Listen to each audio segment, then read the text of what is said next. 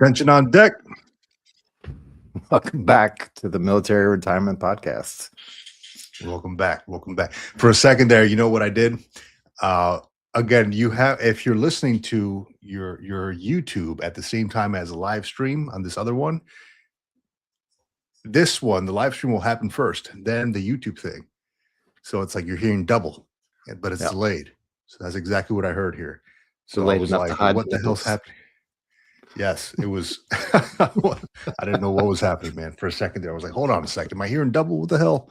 So yeah, good to be back every week, of course, right? With the crew, with everybody here who's joining us on the Military Retirement Podcast, streaming live on a lot of Facebook channels. Let me see, on LinkedIn, on the Green Logbook YouTube channel, and on the Military Retirement Podcast YouTube channel. So good stuff, man. Good stuff. We're here. Yeah, hell yeah. So who do we got in the line? We got a couple folks on the chat. Feel free to put whatever you got, questions and stuff like that, on military to civilian transition, on life after the military. I've been doing some deep dives on the psychology of life after the military, so we can definitely talk a little bit about that. But however, yeah, just put your questions in the comments. John, you had something you want to kick us off with, right? Yeah. I was. This is kind of an overarching theme that I've been noticing lately. The last few weeks, I've been reading some of these news cycles, not intentionally reading news cycles, but reading news cycles about stuff that's important to us as veterans, stuff that's important to people transitioning out of the military. And I start to see this pattern emerge. And when I see a pattern emerge, it makes like a little thing go off in my head. And then I want to like post on Facebook about it and write blog posts about it and shit. So I'll start off with the easy lift for those folks who are trying to relocate outside of the United States and you're not going into a federal government job per se. Those folks who are just ready to just get up, uproot. Maybe you're empty nester after retirement or after leaving the military, and you just want to uproot and move to Spain or Germany or Italy or whatever. Nice. Just be aware that, yes, some of those places offer citizenship paths, and some of those places offer longer stays if you have like a digital nomad visa. In some cases, maybe Spain. Italy, up until just last year, so around this time last year, up until that time last year, they were looking at people who had Italian descent in their families. So if your father, grandfather, great-grandfather, grandmother, whoever had Italian blood, migrated to the United States eventually at some point, started their family there, and they want to trace their roots back, the person who's the end result of all that wants to trace their roots back to Italy, they could. They would have to go through the process, and like every process in Italy, it's very, very lengthy. It's a lot of paperwork, a lot of stipulations that you have to meet.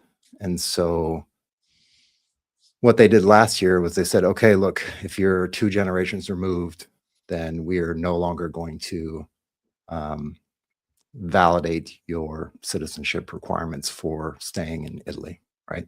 And that's a big hit. And it was really abrupt and sudden. And it wasn't like they had a grandfather clause or anything like that where they could say, okay, if you already started the process, it's fine. We'll continue the process with you. Those beyond this point, after we've passed this law, you're no longer allowed to come to Italy and apply for citizenship, right? So it's left a few people in some tight situations, people who are maybe just going through the process right before they decided to pass this law. And so they had to basically like figure it out, stay on the ground, maybe go to a different country outside of the EU for a few months so they could come back and take it to court and fight it out in court. And again, everything in Italy is very long and drawn out. and it's not an easy process in any direction. But I say all that to kind of underscore, like, you got to be prepared for change. Like, we talk a lot about how you should prepare yourself for getting out of the military, how you should prepare yourself for having your finances in order, figuring out where you want to live, all those different things.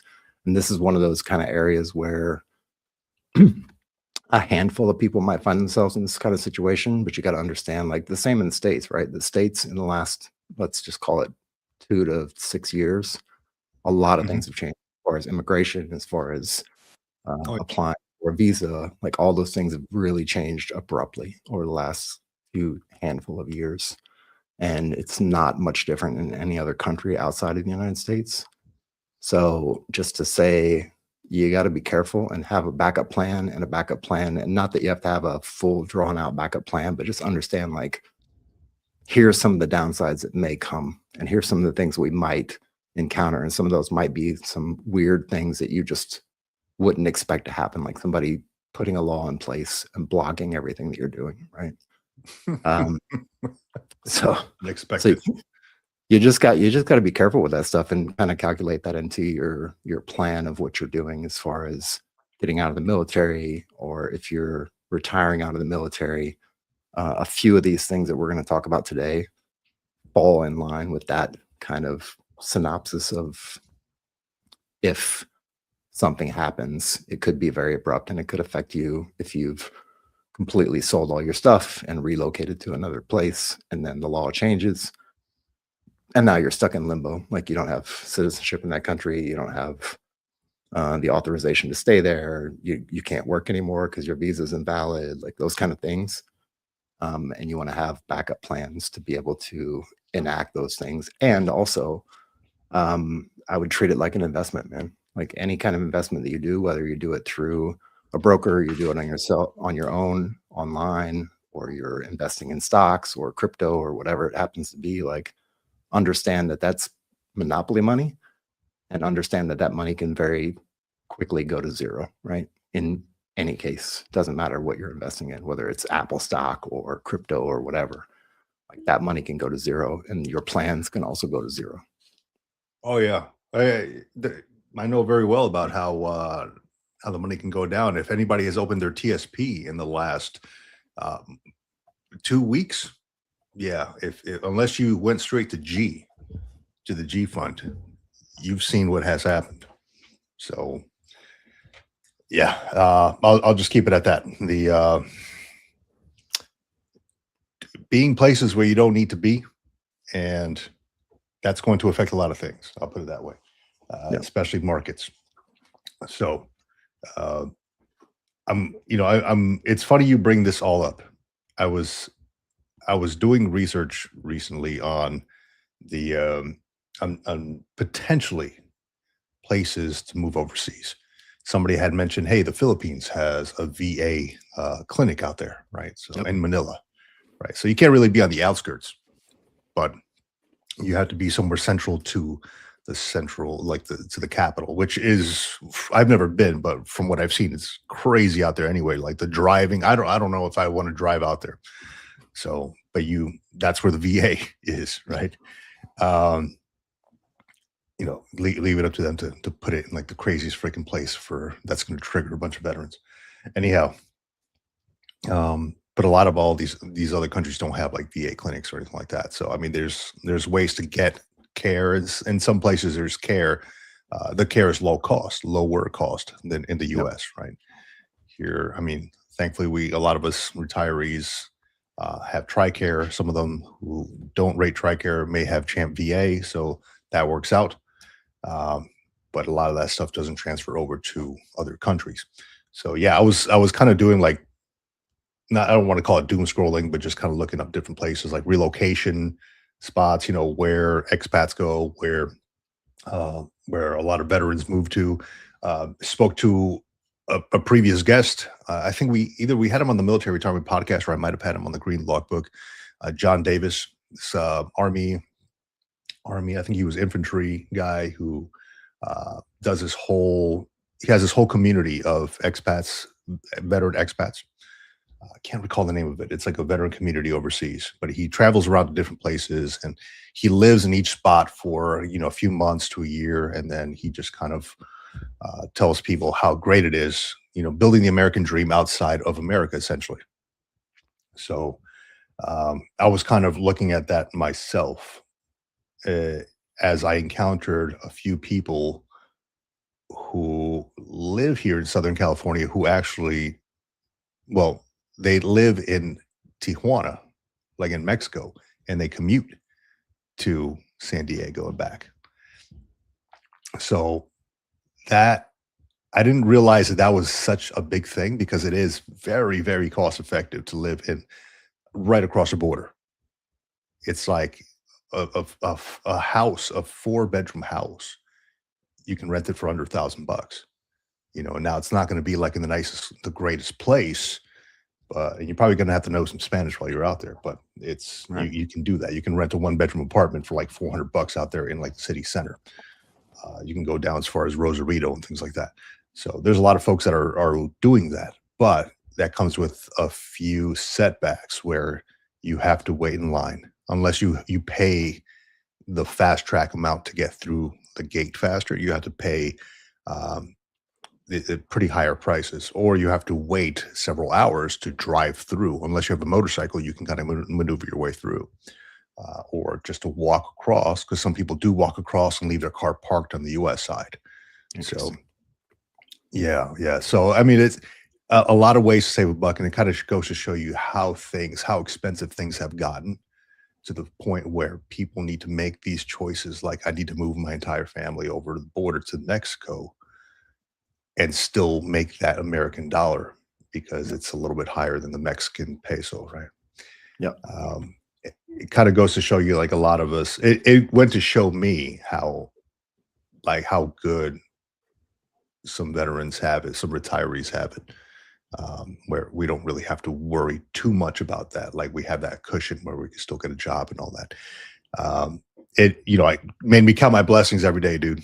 It did, just hearing that stuff. But I have been doing a little bit of research because, as I get older in age, want to expand a little bit. Maybe want to go visit somewhere else, live somewhere for 6 months at a time, and then come back to home base where I am now. So back and forth. Yeah. Plus, you can get better tacos on the other side of the border. I'm sure you could, but you know what? San Diego's got some exceptional Mexican food. So Yeah. I will put it like that. I mean, I even told you, right? You're going to be in Vegas at Yeah. Tacos El Gordo. Yeah. out I got it there. written down right here, actually. Tacos El Gordo, man. That is, it's a little bit, it's kind of a messy place. Not messy, it's organized, but there's a lot of stuff going on. So if you get triggered easily by like loud noises and people chopping stuff up and all that, and you just kind of have to stand in line somewhere.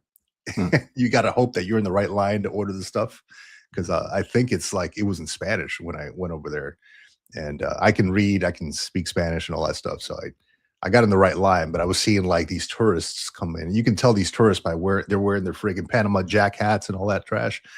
Um, and they're like, "Oh, where do we stand here?" I'm helping them. I'm like, "Hey, sir, if you want, cow brains, you got to stand over there. If you want cow tongue, you got to stand over here." And if you don't want cow tongue, then get the hell out. Because you're in the wrong place. Yeah, get the hell out of here. No, we got, real quick, going to the comments real quick. Yeah. Navy Cop, man, good to have you, Navy. dude. My man is on his game every week. I love that you're here, brother. Good to have you. Let me see here. Sab's ex-husband. Interesting name. Yes. I got ELS from the Air Force. Can I still hang out here? What is ELS? I don't know. I'm looking it up now. All right.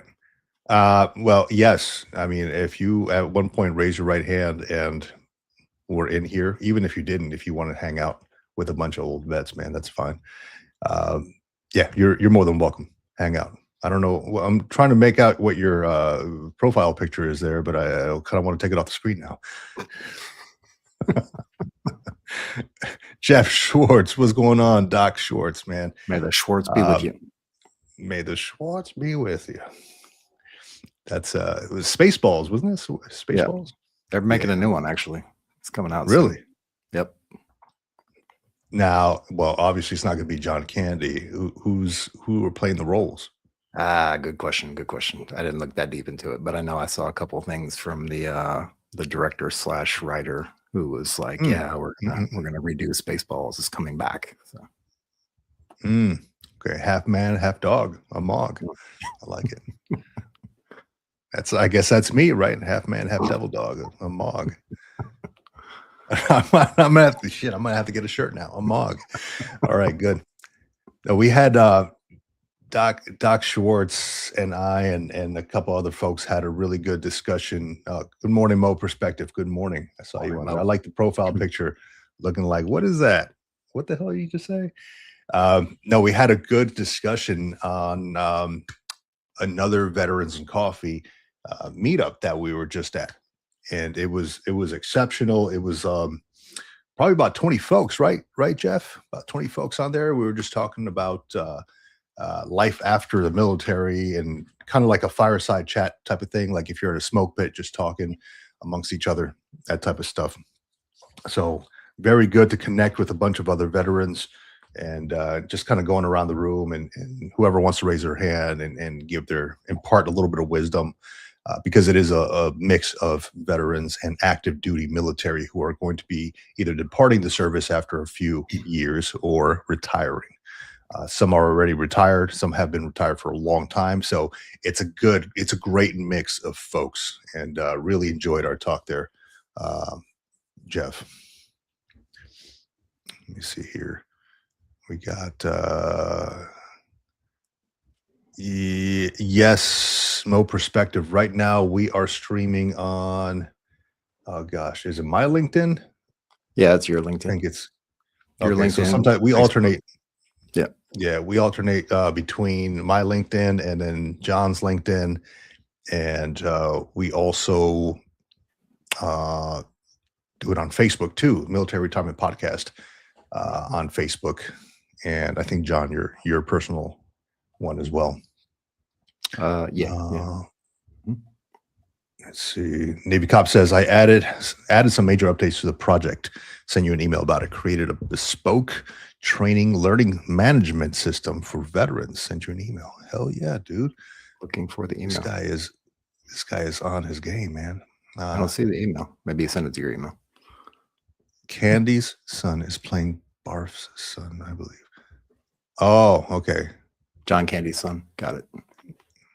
I was trying to put two and two together. I was trying to figure out what that sentence was, but I got it. Barf was the Mog. Gotcha. Yeah. Damn, it's still early, man. It's only 8:19 here where I am. It's still early. Get access.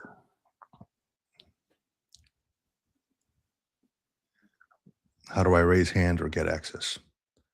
I don't know. No, so this is, do you mean like get access to jump on the live stream? So this is a little bit different than the what did we do? Teams, I think, MS Teams when we did ours, Jeff. So we don't do like the hand raising thing. But if you want to jump on and say hey for a few minutes, man, that's fine. We can send you the link. Yep. Absolutely. Mr. U.S. Army Grunt, what's going on? Good morning to you. Having a good one. We are having a great day, man. I'll tell you what, U.S. Army Grunt, I woke up this morning, so I feel damn good about that. And if I didn't wake up, I'd probably be pretty pissed about it. So as long as you weren't smelling bird and toast. That's all I smell, bro. Even when I'm not cooking toast, making toast. All right. So good stuff, man. But yeah, we had a great conversation. A bunch of veterans come together and just talking about life after the military, after the service, and all that good stuff.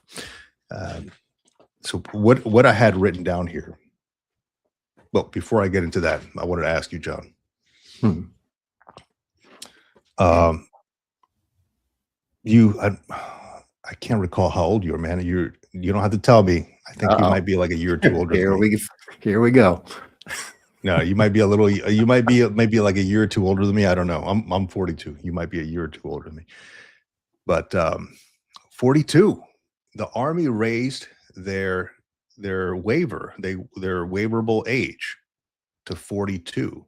Seems like they're trying to bring people into the service at a later age. Now, this can work both ways, right? At 42, you already start feeling your body break down a little bit, right? If especially after 2 decades of plus of service. Now, Boston Rob had put something in my comments when I put it on a post recently. He mentioned, "Hey, look, with the potential of having folks the age of 42 and up, meaning they're going to be like 50 halfway through 50 something halfway through their career, right? If they joined at 42 or 40 or something like that, you potentially have people coming into the ranks with a lot of life experience and a lot of technical experience, if they choose the right people for the right technical positions, the right technical jobs. Now, if you get a bunch of like knuckleheads who have nothing else going on and they just want to join something, well, there's a potential for them to learn while in service. But if you have professionals that are coming in to join and have lived a life and have had that technical experience, that life experience, and they have a lot to provide to the service, I think. And wanted to get your thoughts on that, John. Yeah, I've probably read like 8 articles on it now so far, and it's just, I guess, because I'm an Army guy, and it interests me when they do things in the Army, and really all they're doing is aligning with all the other forces. Like the Air Force has already done this, the Navy's already done. I'm not sure about the Marine Corps, but everybody else seems to have already done all this kind of stuff, like raise the entrance age, right? So 42. I am not 42. I am a 76 baby, so a tiny little bit older. Not by much. I don't feel that old, but I definitely am that old. So, yeah, I don't know if I would be joining back up at 42. Maybe it depends. It really depends. And you're correct. They are looking to find more experienced people to fill some of these roles. I wouldn't be surprised if they took some of these people and fast tracked them to warrant officers, because I know in a couple of the articles I read and some of the Army Times stuff, they're talking about increasing the amount of warrant officers they have. Warrant officers, if you don't know, are the technical experts in their fields, whether it's legal, cyber, avionics, whatever it happens to be. They've been doing it for quite a long time. Yeah, there you go. And then they get the opportunity to become that gray area between an officer and an enlisted member. They're officers, but they're just a rung below a regular office. So wait until you hit 60. So you're gonna be showing up to your retirement ceremony in a walker. I'm showing up to the podcast today in a walker. My shit's hurting, dude. Yeah. No, but honestly, 60 is very young still. I see like 60-year-olds out there, like my parents are in their 60s. And I'm like, okay, well, they're traveling, they're doing things, I'm like, that seems young to me. Maybe it's because it's the different perspective when you're younger. Like in the military, when you were younger, when you were in your 20s and you see like some old crusty first sergeant, this dude was probably like 35 or 30, 37, but he's like, man, how old is that guy? He's like, well, he's like 37, right? Yeah. But now it's like the perspectives are a little bit different there. I think the one thing that I noticed the most, especially like now that I'm starting to get to that half a century age, I noticed that there's people that are my age that are not necessary. They look like they're that age, right? I don't look like I'm that age. Like if somebody sees me on the streets, they're not going to say, oh yeah, you're XYZ age. I guess 49. I stopped counting, but I think 49 is what it is officially right now.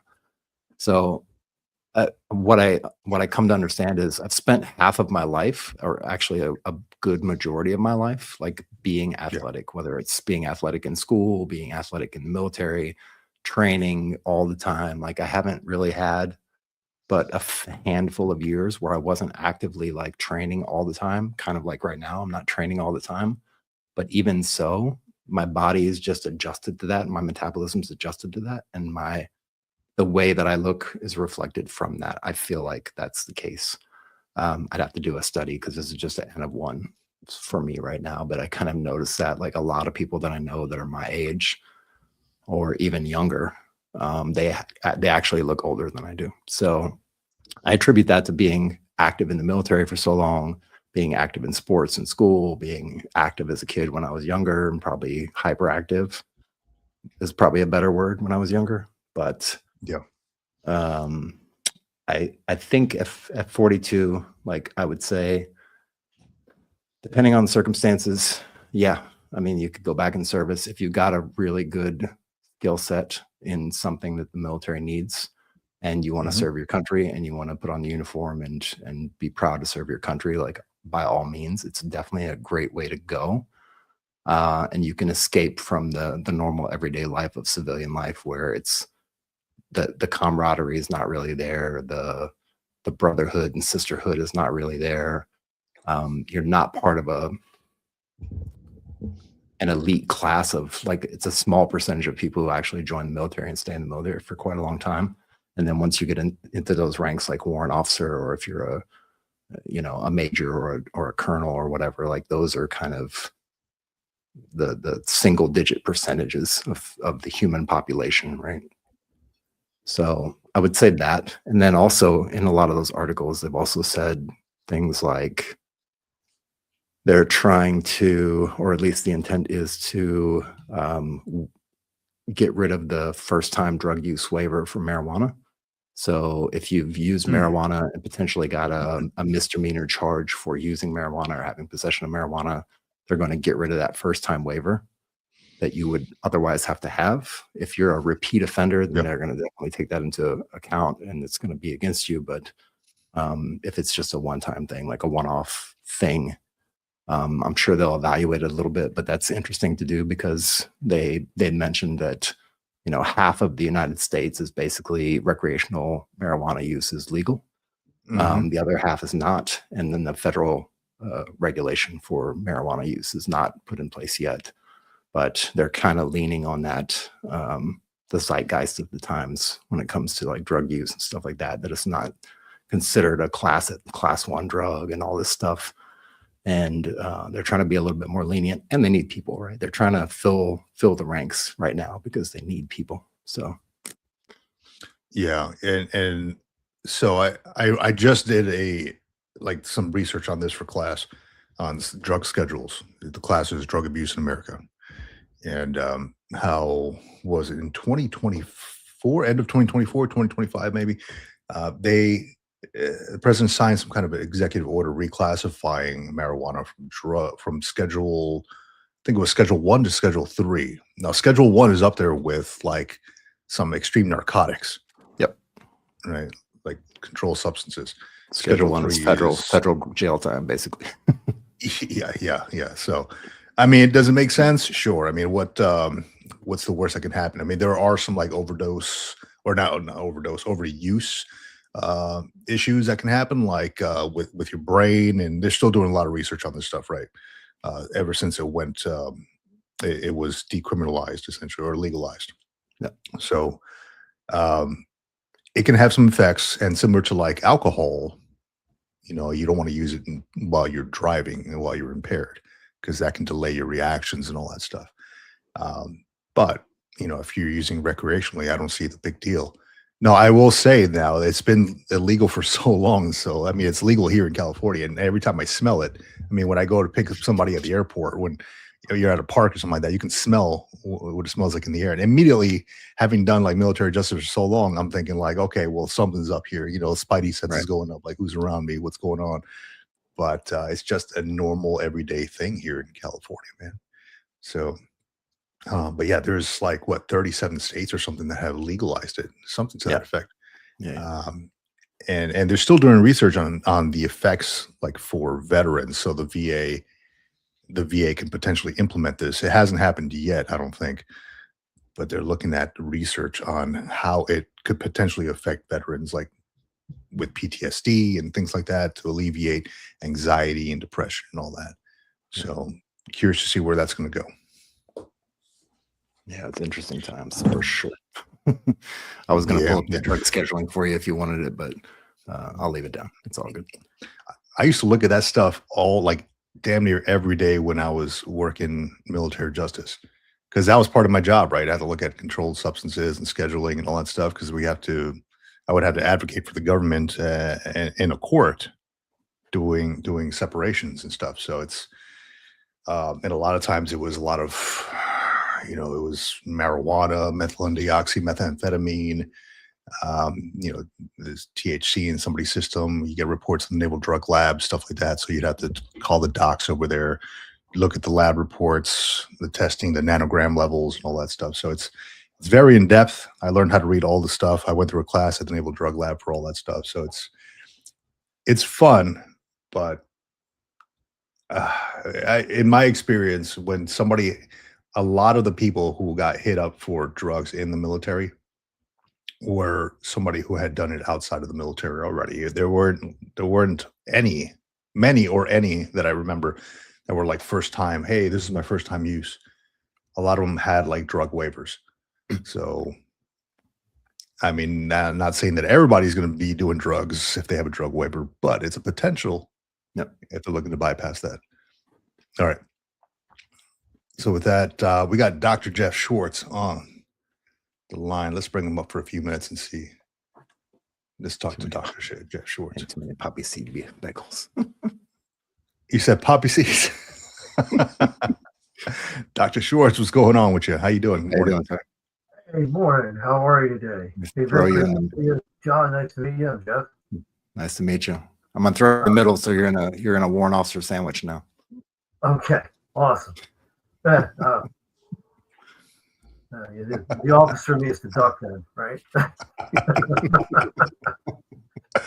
All good. Just wanted to kind of explain potentially a little bit further if you want. I typically have the OSO come out to one of my classes always, and when I run some leadership type courses, I have the OSO. For those that don't know what that is, it's the Officer Selection of the Marine Corps. Because unlike other services may or may not know, you can't just sign up to be an officer. You have to be selected. So there's a whole process to that.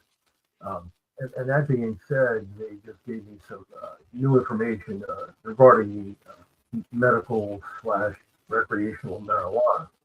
Also, being in New Jersey, we are very much like a really strict state, but we are the only state that allows cops to do marijuana, which blows my mind how that went through the AG's office. I have no idea. Pretty general. And the reason, I'll fall back to what Vic was kind of alluding to earlier, is that we can't extrapolate. We can't figure out, like with a DUI, we can figure out how long somebody's last drink was, and we can kind of figure that out. With the THC levels that may or may not be in somebody's system, you're not going to know. So God forbid you get involved in some kind of critical incident, or you're driving a vehicle, get into a crash, whatever there might be. There's really no way to know when the last time you did the marijuana. So it's great that it's not a Schedule 1 anymore. It's Schedule 3. Schedule 1 means it has no legitimate use in any way, shape, or form. So that's why it's a Schedule 1. Oh, darn, my mic, huh? Maybe I'm on the wrong mic. Stand by a second. Yeah, I hear like a little fuzzy noise in the. Yeah, I'm on the wrong mic. That's fine. Happens to us all. Is this better now? Because I'm yeah. on a better mic now. Way better, way better. Yes. Yeah. Yes. Didn't realize that. I forgot I had to change my settings. So thank you. All good. Nobody wants to repeat what I said anyway, so it's okay. But anyhow, with the idea of this whole first use thing, yeah, for sure. If somebody has done it more, just be honest. That's the idea, and just let people know what you have done, and kind of think about that. If you're interested in getting in the career, whether it be military, law enforcement, just stop it and then figure it out from there. Kind of hard, they do and will potentially make it actually legalized. Right now, it's just decriminalized. So you never know what's going to happen with the federal law and with the VA. You don't know. I mean, there are some legitimate uses for it. So could that happen? That would be great. But yeah, so just to throw 2 cents in on that part because they just kind of mentioned about the drug use thing in their in the Marine Corps itself, though, in the process of being selected. That yes, if you used it more than just one time, then there is somebody that's going to look at you and talk to you about it on the selection board. But that may come to yeah. And then when you look at like the enlistment documents, that's one thing that I would always look at doing, like the admin separations and the whole process. The enlistment documents, when you do something like that, when you have a waiver, it'll show, I think it's like a YYY enlistment code or something like that.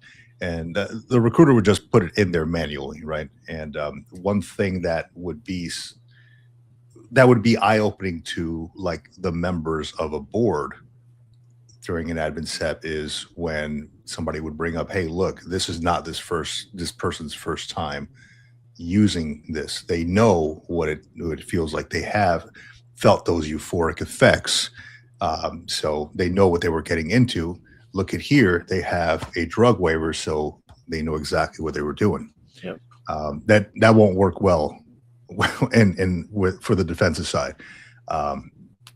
Now, along with the drug waiver stuff, if their service was exceptional, like, hey, look, I pulled a baby out of a burning car or something like that, and I've got a Bronze Star or whatever, those things kind of speak volumes in terms of, hey, look, this guy made a mistake.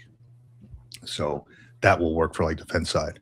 But without getting into the whole military justice side thing, it's interesting how they're going to be bypassing the whole marijuana waiver stuff.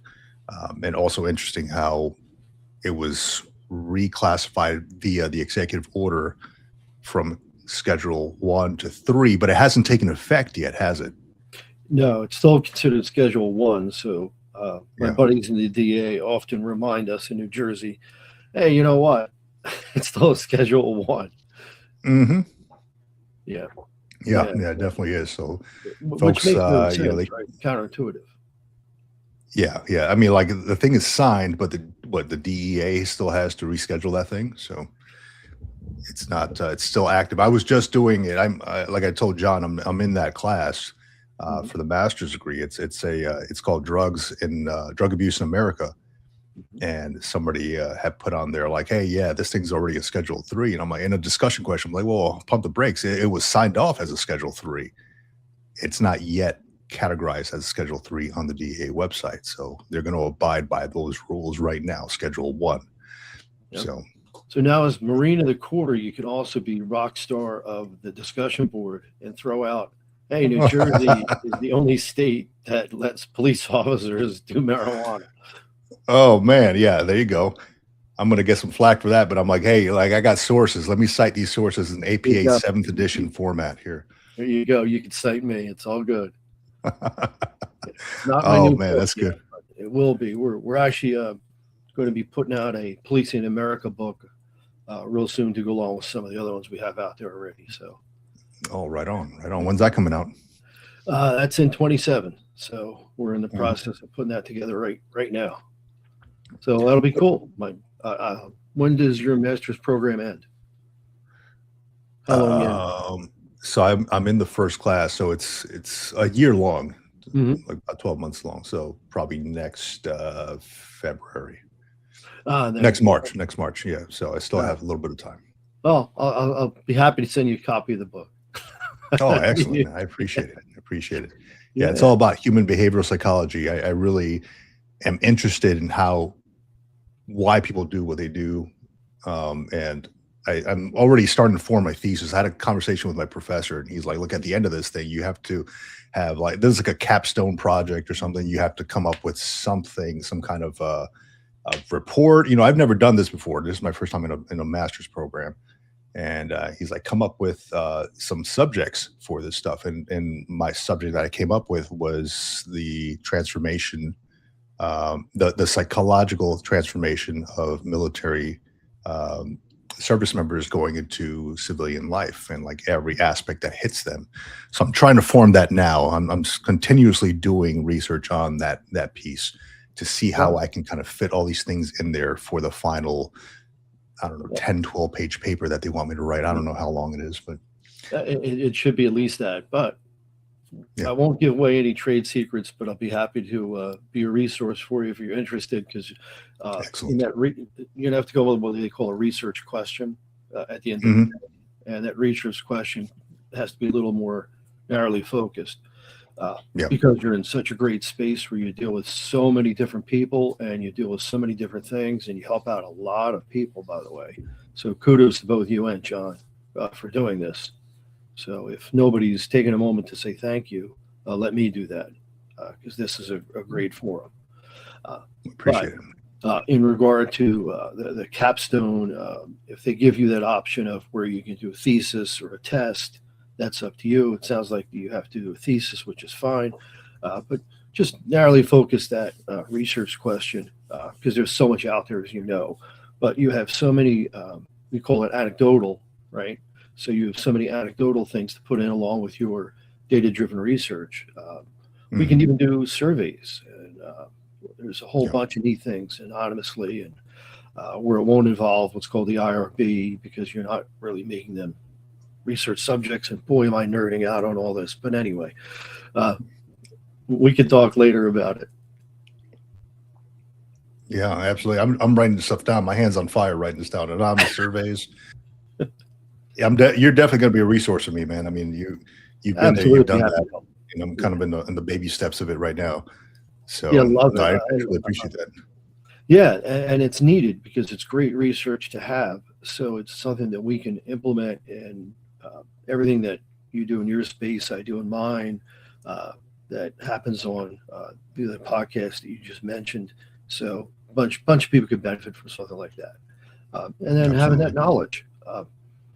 The other thing is, if you checked out on the security side of things, ASIS, the Operation Career Change, really, really good resources. So it takes every branch of the military, if we haven't discussed this before, and what it does, it takes the terminology that you would have in Army, Navy, Marines, whomever, and it says, okay, well, I did this, but this is the private sector terminology.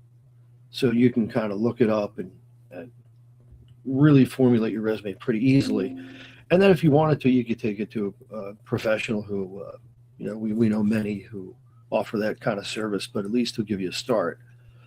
So knowing that is a really good thing. And if you took advantage of it, hopefully, I won't drone on and on here, but that JST is so important. If you can take your joint service transcript and you go to ACE or any other legitimate college equivalency board that's out there, you might be able to pick up some credits. I'm the unofficial liaison for the police and military in our department. So I'm like, okay, let me help you out.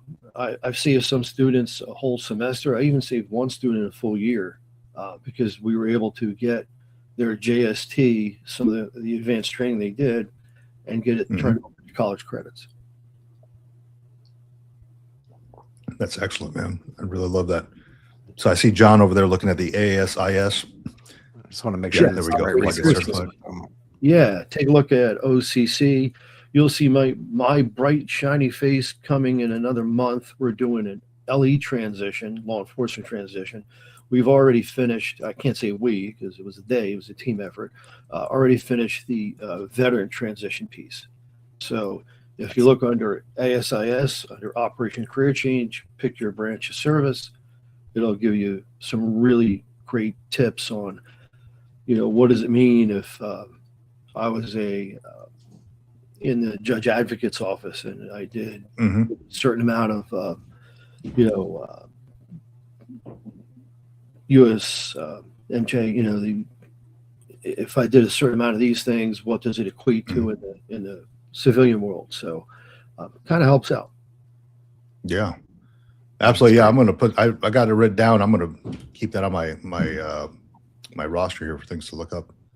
I really truly appreciate it, Jeff. Yeah. Oh, thank you for your time and letting me on and saying hi. And it was just saw it and I said, I got to jump on and say hi to Vic and meet John. So. Oh, dude, you're welcome back anytime, man. Trust me. I mean, we had a great conversation. What was it? Yesterday, right? Yeah, yesterday morning on that Veterans and Coffee. That's run by a buddy of ours, Pedro, on LinkedIn. and Veterans Coffee Connection, the VCC is what he calls it. And John, you've jumped on there before too. A couple times, yeah. Bunch of veterans, yeah. I think it's MS Teams or Zoom, I can't recall. But we gotta go around the room. Teams last time, but he usually uses Zoom, so he just changed to Teams, I think.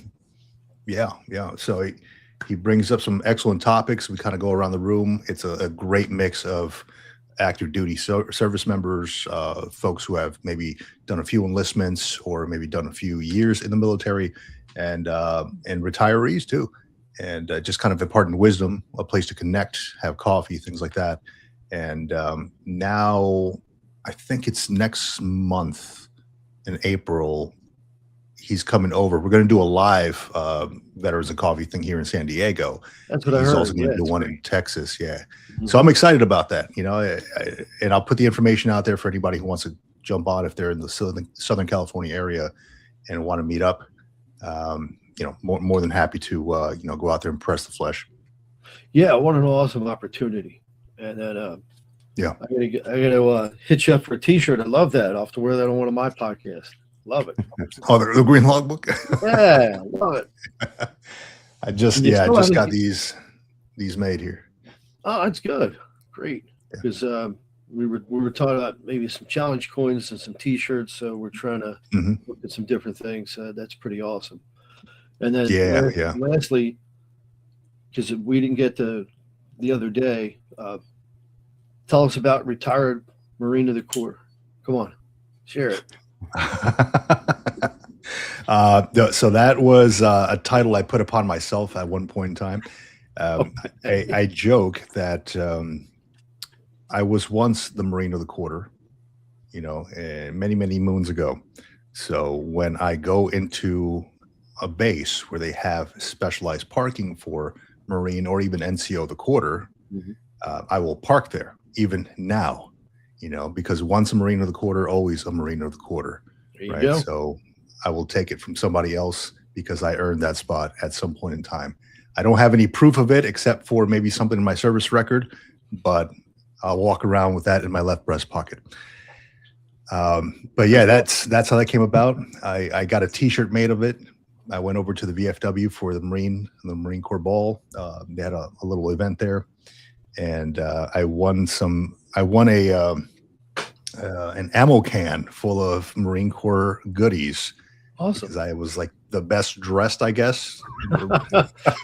I mean, some dude showed up in his blues. You had your Marine of the Quarter shirt on. So yeah, there you go. I felt bad too, because I was like, they put us in line and I'm like, I'm just wearing this T-shirt that said retired Marine of the Quarter. And you had like some old guy, like a 7-year-old guy in his blues. And I'm like, maybe give it to this guy. But they're like, yeah, he wins. I'm like, oh, okay, well, got it. That's awesome. Yeah. So it's fun.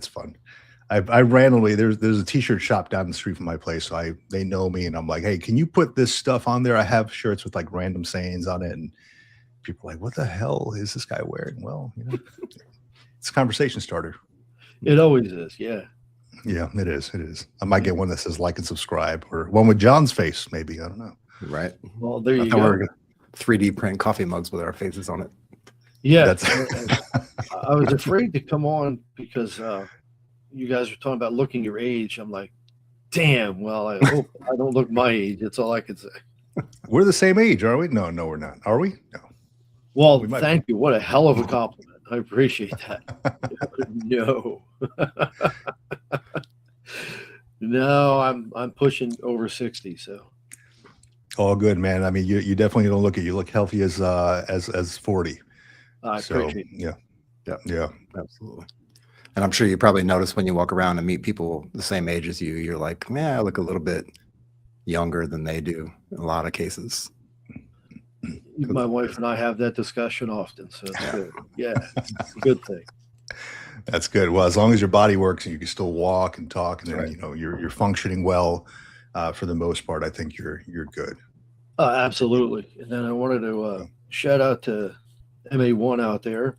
Last time when I was on, I was poking a little fun at the MAs when I was in charge. I did a federal defense contract work, and I was in charge of the security at a large Navy base. and just kind of joking around. And I didn't realize that they could hear what I was saying. He's like, "Hey," so no disparaging there. Pretty awesome. No, all good. Yeah. Yeah. Navy Cop MA1. He's good to go. He's a great guy, man. Great conversationalist. Great sense of humor. He's absolutely. And matter of fact, MA1 is who was helping me run the security, and then he got promoted to chief. So that was pretty cool. I got to go to his pinning ceremony. It was nice. Excellent. Let me see. I thought I saw a question on here. Maybe you can help us out with that, Jeff. Charlton Zimmerman had a question. How could a drug conviction get a security clearance through the FBI in the military? Yeah. So as far as getting it through a security clearance, that would be dependent upon what branch you're in and what they say. But if it's through the FBI, they're going to run a different type of background check. And since it's still considered a Schedule 1, if you had done marijuana, they actually quantify it sometimes. Matter of fact, the DEA itself will let you have up to 3 uses of marijuana before they consider it being a big issue. The whole idea behind this is just be honest about it. And then they can figure it out. As you know, in the military, they depending if you're going for a secret or a TS, top secret, so it's going to be depending. And then they're going to outsource sometimes too, especially in the on the FBI or any of the 3-letter agencies. They're going to use OPM to go ahead and do that investigation. And OPM actually hires out investigators to come out and do these things. But and OPM is Office of Personnel Management. Thank you. Yes, I was going to mention that. But when I start down my road of 3-letter agencies, I often forget to quantify it. Yeah. All good. So, all good. FBI is a little bit different. DEA itself, who has the 2 branches, they have the criminal end, they have the diversion end. So that's who will actually figure out and bring in the scheduling of the drugs. And they're the ones that do the compliance, piece. They're not necessarily sworn agents, but they are part of the diversion, and they can certainly shut a doctor's office down or whomever. But they typically haven't messed with anybody who has a legitimate business that's gone through the state certifications. They're looking for the people who are doing the illicit side of things, of course.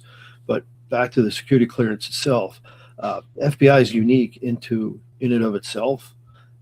So whatever agency you're looking at doing, just find out what it is, and they'll have it right on their website, and they'll tell you exactly how many uses, how much you've done it, what you've done, because there will be some drugs that'll preclude you totally. So it's going to really be dependent upon that. Excellent.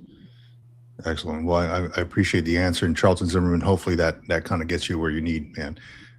Curious if Charlton Zimmerman is looking to apply to the 3-letter agency. Yeah.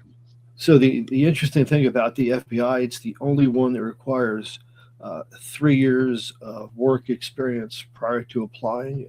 All the other 3-letter agencies will let you just kind of join in. A lot of them will also use military experience and substitute, so you can look into that. A lot of the state police agencies, of course, will use either 60 credits or a bachelor's degree, depending upon which one, but they also all can substitute military experience also. So military is great. People always ask, and I guess you guys must get this question all the time. If I'm interested in being a cop, do I have to go in the military? Is that going to help me? Well, it's going to help you in any way, no matter what job you go into, because it's going to give you all those things that you guys were just talking about at the very beginning about mission, purpose, discipline, that kind of thing. So it's going to help you anyway, right? Can it be a bad idea? Absolutely not. The other good thing some people don't know, and especially the younger folks that might be out there listening, with the pension system, which I heard you guys talk a little bit about, TSP and things like that, you can buy back your military time in most of these agencies, whether it be federal, state, or even local, because local falls under the state typically. And then you can do less time. So an example is in New Jersey, they changed it from 25 years of service in law enforcement to 30, which is a very, very long time to be in law enforcement. But if you bought back your 5 years of military time or 4 years, whatever it is now that the minimum is, you can now do literally 26 or 25. So, but buy it back early because it's cheaper. Yeah. Good to know. Good to know. Well, damn. Well, good. Jeff, man, I appreciate it. Yeah, it was great having you on, man. Just a plethora of information, man. Just you're a force multiplier, and it's great to have you on and talk to you anytime you're around, man. I appreciate you having me on, and thank you. And John, really nice to meet you. You got a great partner there. Good to meet you too. And yeah, sure yeah. We that's why we linked up, and that's why we're still here together. Exactly. I'll definitely be reaching out. I have definitely some questions. If you've got the time and the bandwidth, I'd love to sit down with you and chat about book writing and book publishing. If you ever want to get into absolutely. Boy, do I have some lessons learned on that one. So for sure. So bandwidth always. The time, I just make it. So yeah, we'll make the time. That's for sure.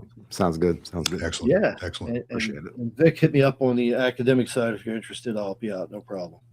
Oh, and by the definitely way, just in case somebody's listening on the IRB side, which is the people who look at the research things, I'm not going to give away anything. He's doing the work. I'm just going to advise. All right. Well, I appreciate that, Jeff. All right. Gentlemen, Thank thank you for having me. I'll be listening. So, anytime, buddy. Yeah. Always a great time to have Jeff on, man. Always a great time. He's such a good attitude too towards everything. Yeah, love that. Yeah. Real quick, gonna go to the comments here real quick. Love yourself, BJ4SI, Semper Fidelis, Semper Fi. Love that, Semper Fi. Let me see. 616 Love, great to have you on here. Definitely great Sunday. TGLB, the Green Law family. Okay. I appreciate that. Like and subscribe. Always. Yeah, we're streaming on the Green Logbook Military Retirement Podcast on LinkedIn, on Facebook. So on the Military Retirement Podcast Facebook page. So definitely hitting up all these different spots. Jason Beer, always happy to have you on here, buddy. Welcome. Mac Dude 04. Does the award and parking spot come with crayons? So no, I wish it did. It would be so delicious. But the crayon thing came about probably towards the end of my career. I don't know where it came from. It just randomly people were, I guess they were saying that, Marines just are not right in the head or something. They're just like consuming these wax crayons or the, Crayolas or whatever. So people started giving them as gifts, going away gifts and stuff like that. I'm like, where did that even come from? So I don't know if that was like, if the genesis of that was a meme or, something went viral. I'm not tracking. Same thing as when people started calling me Chiwo. I'm like, where the hell did that come from? Chiwo. Like, it's always like, hey, sir, or Chief Warrant Officer. And then just randomly somebody called me Chiwo. I'm like, where is that coming from, buddy? When I went to the Army school, they were calling me Mr. Right. And I've never heard that before. I'm Rightfully like, so. Mr. Mm-hmm. Yeah. So, Mr. Let's see here. Let me see. Give me a second. Early. I'm just doing some quick research on crayon eating and Marines. As you should. We should all learn a little bit about that. Navy Cop says we have ears everywhere. Yes, we do. I'll tell you what, John. If you give me 1 second, I need to get a refill on this guy, and I will come back here shortly. All right. I will jump into another topic. kind of along the same lines as the other topics. We're talking about earlier lowering the age of entry to 42, or raising the age of entry to 42 for the U.S. Army, and easing the marijuana use. Interesting things, like we said, they're trying to fill up the ranks and trying to get some people in and trying to get people with experience in, which I think is a very smart move. Hopefully they'll throw some incentives and bonuses in there for those folks that are coming in that have degrees, that don't necessarily want to become an officer, or have 10 or 15 or 20 years worth of experience in an industry that directly translates to a military occupational specialty. On the flip side of that, the Army has recently put out a memo, I guess it was this week, and Department of the Army, and they're looking at the civilians in the Department of the Army, so DA civilians, I guess globally. And what they're looking to do is, so they, at the mid 2025, they started sending out these notifications to the DA civilians across the board, because they were trying to cut positions and cut funding, or at least peel back a little bit of funding that they've been using to pay for these positions through the Doge agency, which was headed up by Elon Musk. And so we had about 2 rounds of that. They had a lot of people apply for that. And thanks, Jeff. Thanks for coming. Appreciate you. And it was good to meet you, and look forward to speaking with you in the future, sir. Appreciate your time. So the 2 rounds of kind of early retirement that they offered to DA civilians and some other types of government civilians under the Department of War, formerly the Department of Defense. And now the Department of the Army has sent out an email, and they're trying to get this implemented within the next week or 2, where they're looking at below the line, I guess is the right term for it, below the line positions of civilians throughout the Department of the Army. And that's usually GS employees, is where you would find those folks. I'm guessing it's going to be the higher end of the GS employees, maybe like the GS 9s, 10s, 11s, 13s, those folks. But it could be other ones, right? It could be the lower end as well. But what they're looking at is positions that are not actually manned, or not actually required on the roster for the civilians. So the equivalent of that is, if you're in I'll speak from the Army side because I know the Army side. If you're in a position, and I think we call it a 00 Alpha or a 00 Alpha or something like that was the position, and it's basically an excess position in the military for the Army, where if they don't have somewhere to send you, or they need to fill somewhere for operational purposes, they'll set up these positions in different commands where they can just throw like an E7 or an E8 or a W2 or whoever into those positions to be able to man that position, and then also be able to function operationally. So they have, I guess, a lot of positions in the Department of the Army for civilians as well that fall under that same kind of category, where it's just an excess position. They needed the extra manpower or woman power to complete the mission. And so they've got these people in these positions, and now they're sending out this email this week that's basically saying, we're going to give you an option to laterally move to another position within 50 miles. Firstly, so that would be like the first tier of people. And you have, a couple days to respond to let us know that you're going to accept or decline. The second tier, that would be people outside of the 50-mile radius, which would be a move to another location, and that will put the moving expenses on the gaining location. That'll be option 2, and I think you get about 5 days to respond to that. And then beyond that, they're just going to be cutting positions. So they're trying to pare back the force, at least, to get all those excess positions gone. And then they're going to take another look, I guess, at the lack of positions that they have left after that. So they're trying to get rid of the excess positions and fill the positions that they've kind of vacated by doing the early retirement, which they did early last year and throughout the year last year, 2 rounds. Now they're trying to take those excess positions and move those into those positions that have been vacated, and then just rebalancing basically the books on personnel across the board in the Department of the Army. So again, the kind of overarching theme is you might be in a good position, you might be comfortable right now where you're at, but don't be overly surprised whenever things completely change and do a 180 the next day. Now you got to make decisions. Do I move my family? Do I quit this job and do something else? Do I apply for Department of Navy stuff? Like, what do I do? You should always have a backup plan. And this is one of those cases where a lot of people are going to be affected, and I'm waiting to see what the fallout looks like. I call it the fallout. It's not going to be super bad, I don't think, but a lot of people are going to have to make decisions really quick to figure out if they want to laterally transfer or not within the 50 miles, outside of the 50 miles. It's going to affect a lot of people across the board in Department of the Army. I don't know if the other forces are going to start doing that as well, but that's what the Department of the Army is doing right now with Department of Army civilians. What are we talking about? I'm just kidding. I heard everything you said. I heard everything you said. To recap. Yeah. I was like, is he talking about his OnlyFans again? Yeah.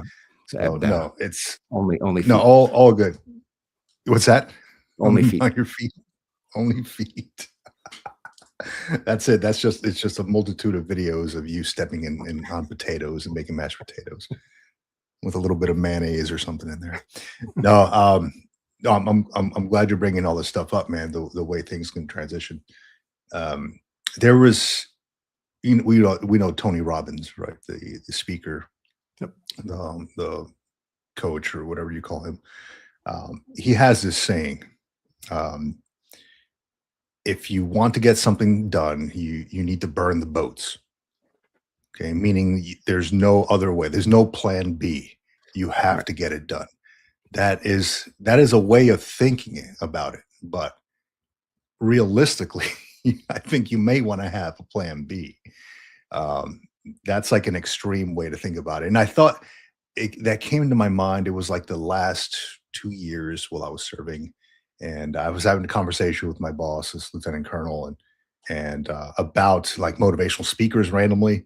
We were just kind of sitting down. It was like we had a white space, we had some downtime, and he was watching something on YouTube, and I was like, oh yeah, Tony Robbins, have you heard this thing about burning the boats? And he's like, yeah, that doesn't work in like a military environment. You need to have a backup to a backup, right? You can't just, if you have one way of doing this and there's no secondary, there's nobody coming to save you or anything like that, you have to fight through it. That doesn't work in the military environment. And I'm like, okay, well, that makes sense, right? You don't want to put yourself out there and just have a plan A and no plan B, especially when you're getting out of the military. I kind of started thinking about this on my way out. I'm like, do I want to burn all the boats? Do I want to go all in on YouTube? Do I want to go all in on maybe, I don't know, just think of something, right? One way of doing something and not having a backup plan. It's a good way of thinking about it. And if you're like focused and want to do it and you're determined, probably easier for somebody who doesn't have a family to do something like that.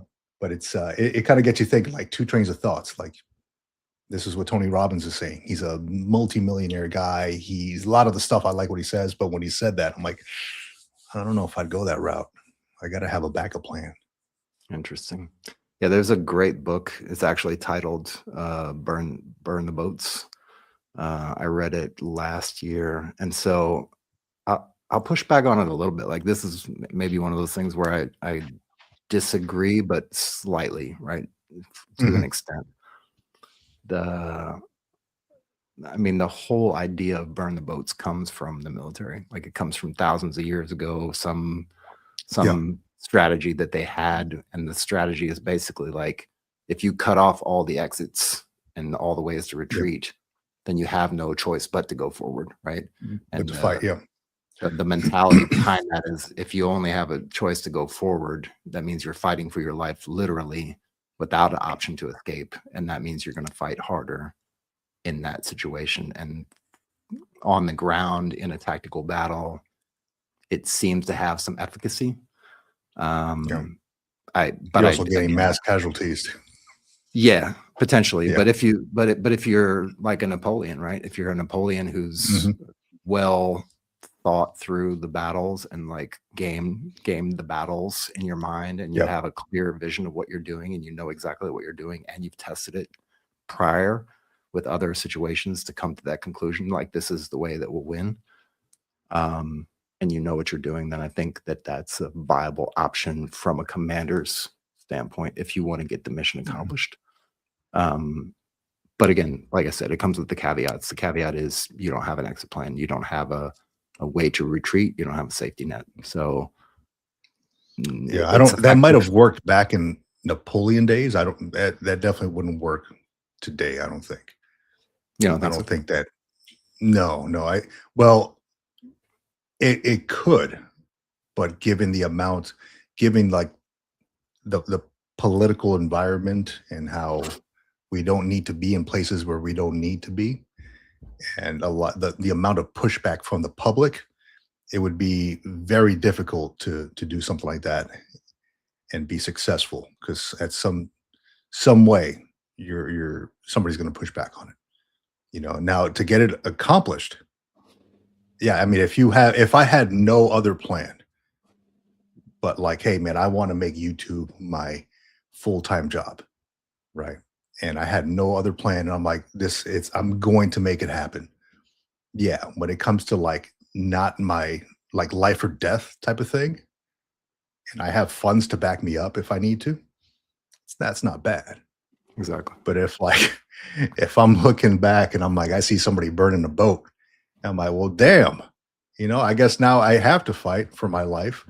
You might get the mission accomplished, and that might have worked back in the day, but there's way too much pushback in the United States, in the world economy, in the world politically speaking, where that would not work. There's going to be people saying, hey, we're sending people out there to die. We are putting our sons and daughters in harm's way for what? There's a lot of pushback, I think. Could it work? Yes. Would it get a lot of pushback? Absolutely.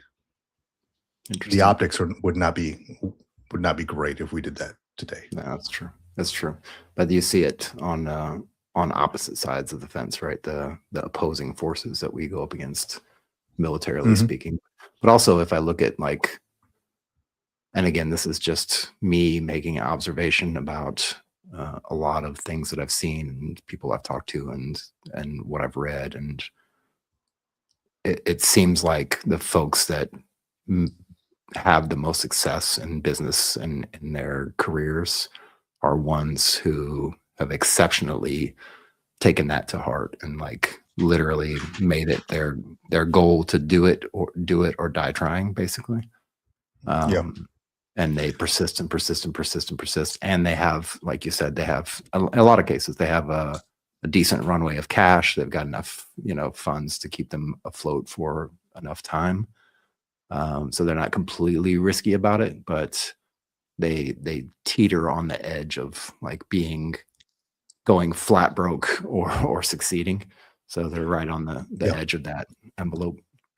And I get it. If you have no other way of succeeding, you have no choice but to make it happen, right? Yeah. Just make it happen some way. You will find out a way to complete the mission. And I like what Patrick FPNW on here said in the comments here. Vic John, happy and healthy day to you and TGLB family. The commander always have backup plans. The messaging down the chain maybe burn the boats, but the smart strategist always has COAs in the pocket. I like that, because you don't want to stovepipe yourself into one single point of failure. You want to have different COAs. What if this? What if that? That's why I like the those 5-paragraph orders that we write. They usually have different COAs in there for a good reason, because nothing is ever going to work out beautifully like we imagine. Now I will say that I was reading about focus and success and mindsets of people who are successful, and how if you focus on too many things, nothing will really happen. right? If you focus on one thing, put those blinders on, focus on one thing. Like say, hey, I want to build this YouTube channel. I want to be successful in this YouTube channel, and I want to do nothing but make sure that this YouTube channel grows. Then the focus needs to be on that, like 24/7. Or, Right. I mean, you got to sleep too, right? So, however long you sleep. But if you focus on too many, if I focus on too many things, nothing's going to happen. Like right now, I got the YouTube stuff. Right now, I have my school stuff, which is fine. I can focus on that too.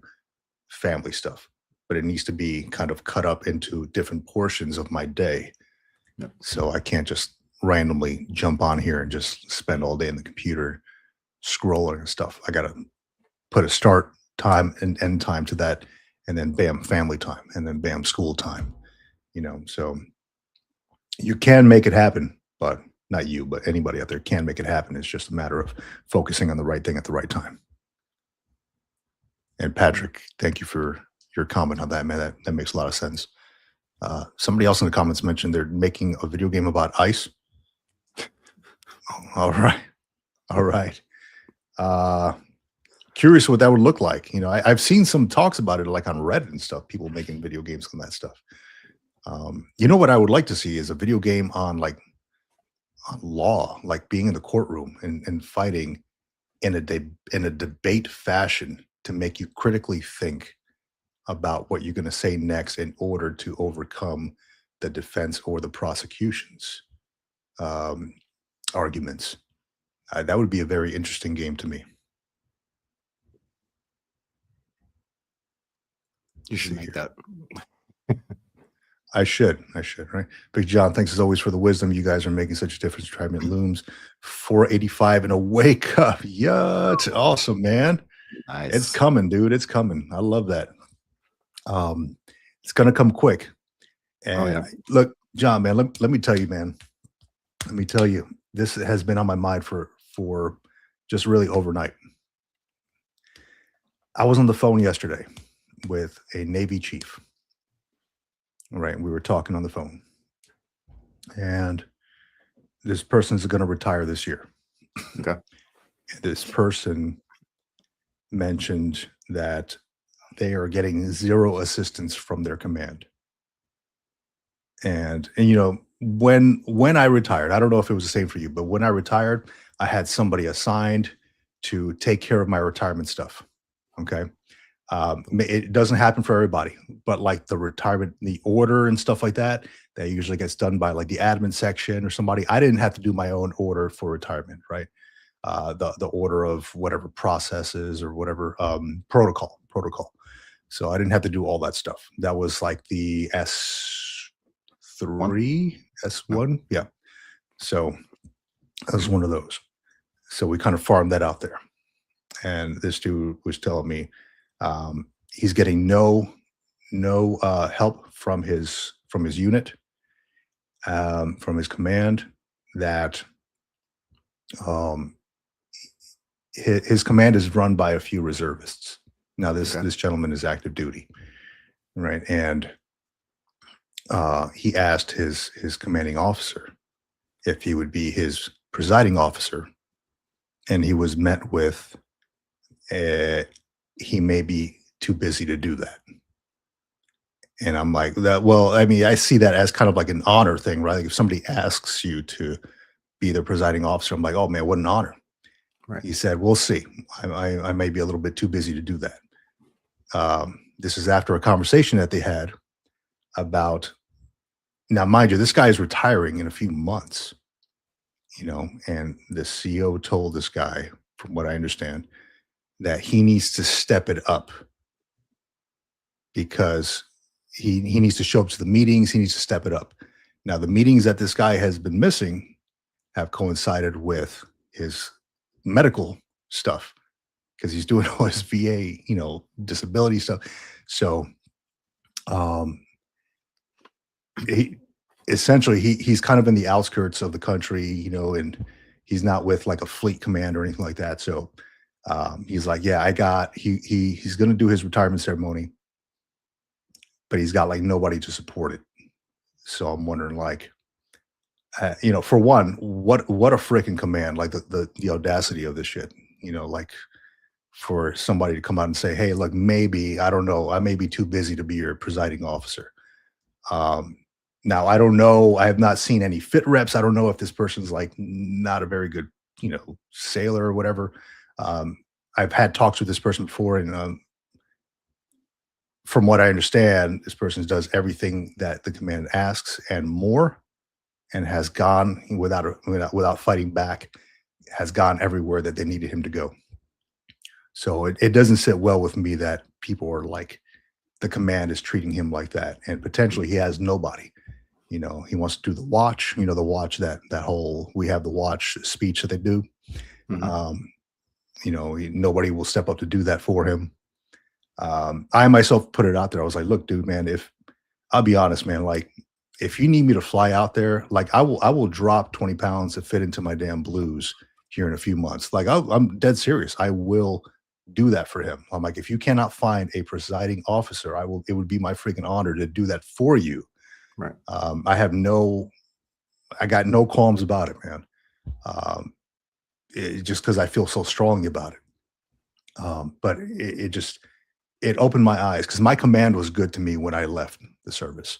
I did everything that was asked. I had a candid conversation with my OIC and the CO. Like, hey, look, I'm focusing on my retirement stuff, my family, where we're going to live, what we're going to do.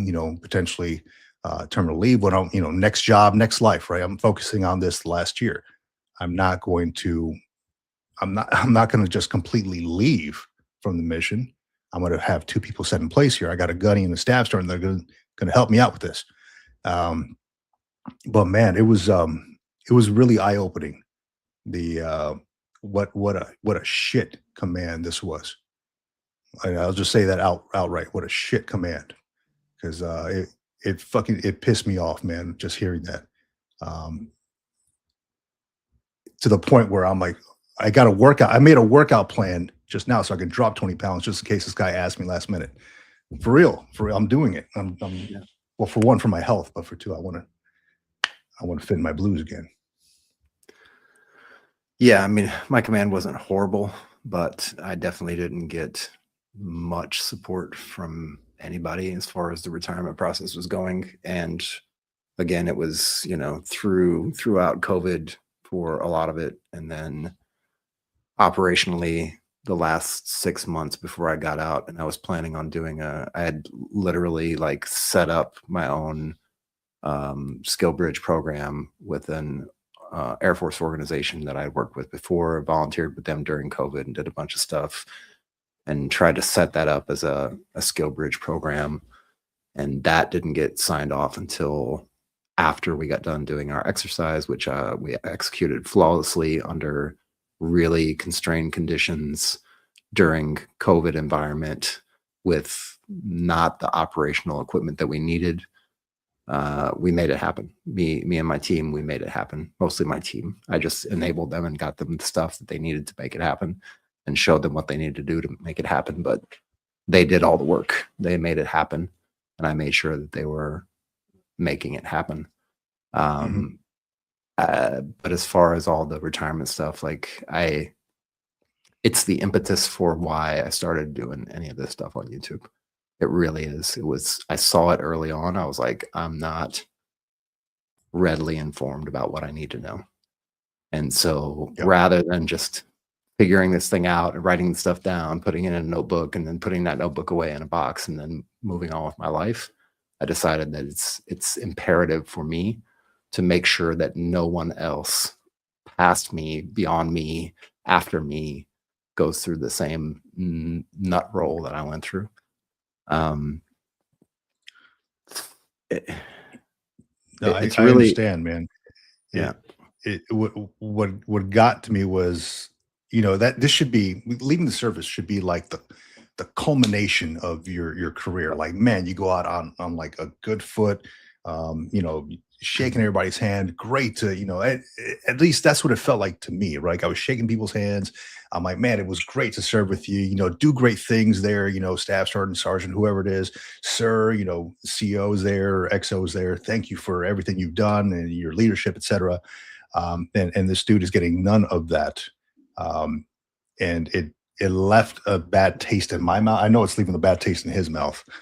And he was telling me about a friend of his who just retired from the same command. And dude, I saw a video of it. There was like 4 people there, man. Like no command presence. Yeah. They had to get like the VFW and shit involved, like I don't know, but it looks bad on the leadership too. Like when you don't give a shit about your own people. Yeah. Especially on the way out, that it left a bad taste in my mouth when he showed me that video. I'm like, dude, there's like half the people were, in civilian attire, which is like the guy's family. And then there was like maybe the color guard there or whoever it is. And maybe like 4 other people in uniform, 4 or 5 other people. I was like, where's like the CO? Where is everybody?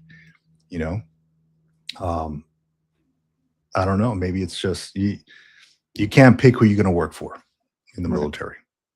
You can't pick, And I got a similar experience to Navy. Mine was basically the same, almost a carbon copy. Walked out, not really a ceremony. Nice swift kick in the tail with my 214 afterwards, and then next day I'm a civilian. I'll say this, right? This is we were talking about this earlier about this burn the boats thing. We're kind of going back and forth about what it means, what it doesn't mean, and where it applies, and if it applies today. Like this is one of those situations where I would say the last year, 2 years of your military service, especially if you've gone beyond 20 years, but even at 20 years, that last 2 years, 12 months, 24 months, like in that time frame, that is your time. Like that is your time to get yourself prepared, to get through, to get TAP scheduled, to get your VA stuff in order, to get your finances, and like that's your time to do your stuff, to get ready to get out of the military. Like you've given enough time. And if there was any time in the military career, even after leading an exemplary career, and you've been Marine of the Quarter or Soldier of the Quarter or Soldier of the Year, you've done all these things and you've got all these awards stacked on your uniform, like you've done what you need to do. And if the command isn't there to support you, then why would you be there to support them? That's my question, right? If they're not going to support you in what you're doing and support you in your in exemplifying and like highlighting your time as a Marine, as a soldier, as an airman, and you've done your time and you're getting ready to retire, and that's a very big milestone in your career, then why the hell are you supporting them? Like, why would you even tolerate it? And I know the answer to that before even asking the question. It's like, I don't want to look bad in front of my troops. I don't want to look bad in front of my command. I don't want to look like I'm the guy that's being the scapegoat. But you have to take that time for yourself. Like you definitely have to take control of that time any way you can do, especially when it comes to medical appointments and stuff like that. That stuff is critical. It's super, super, super critical to get that stuff done, as you know. So yeah, if they're not going to support you, then don't support them. Fuck them. Yeah. To have no, all good, man. Because this is raw emotion, dude. It really is. What worked for me, man, was having a candid conversation, like a real conversation with my bosses. Just let them know, hey, look, I'm going to be concentrating on this stuff my last year in the military, right? I've been prepping for this for 2 years, I told them, but this last year I'm full of medical appointments. I need to figure out where I'm going to live. I'm going to take trips here and there. I might have to take some leave to figure out where I'm going to live. I flew out to Virginia to go check out some places. Flew out, a couple places to go see where I like the area, places I've been, North Carolina and stuff like that. At the end of the day, we ended up staying put, where we were, simply because we got jobs here. It just worked out well for us. But man, it's those conversations with the boss, man, are essential.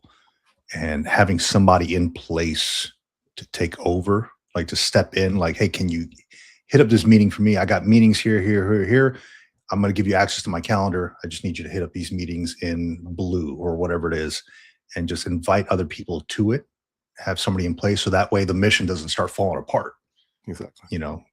So Yeah. my boss was appreciative of that. And, it just, just that conversation with this Navy chief yesterday, man, was just kind of, I was in shock by the lack of care from this dude's leadership, from this dude's command. I was like, simply because I've not had that experience. I've heard of crap leadership. I've heard of toxic leadership in the past, right? But when this dude was telling me about it, he's like, yeah, the CO, he's like, maybe he'll be my presiding officer. You know, nobody wants to do the watch for me. You know, I'm like, bro, give me the word, man. Like, I know not the same service. He's Navy. I was a Marine, chief warrant officer. I was like, not the same service. I got it, but I would be honored to, if you can't find anybody else to be your presiding officer, your retiring officer, because I don't want you going out like that. Nobody deserves that shit after dedicating their life to military service. And I'll say this is kind of like an afterthought to what I just said. Like, I know I was a little abrupt and a little harsh with my words, but that's my true deep down feelings. Like deep down, that's my initial response. If you want to know the secret, like there's a secret to it, right? And the secret is, if you have all your ducks in order, if you have a playbook set up, if you have all the documentation for all the things that you do, all the contacts that you need to be able to contact to do your job correctly, all the information stored, put together nice and neat in a binder, in a folder somewhere, in both. Yep. Like if you have all that shit together and you go to your command and have the conversation and say, look, this is what's happening. I'm going to be getting out. This is what I'm trying to do to prepare. These are the things that I need to, these are the steps that I need to hit in order to have a successful transition out of the military. And oh, by the way, whoever the hell is coming behind me, whoever that may be, whether they're slotted to come here right now, or they're not slotted to come here till after I leave, here is all the stuff that they will need. This is all the contacts, all the information, all the spreadsheets, all the emails, everything that they'll need to be successful is right here. And you know it works because I've been doing it for you for the last X number of years already. And you know I do my job. So if that's not enough information and enough like preparation for you as a commander, as a leader to say, okay, yes, we think that this makes sense. We appreciate you doing all this work and getting all this stuff together. You're not going to leave us high and dry. Please go do your stuff. Just keep us informed. Give us a calendar. Let us know what you're doing.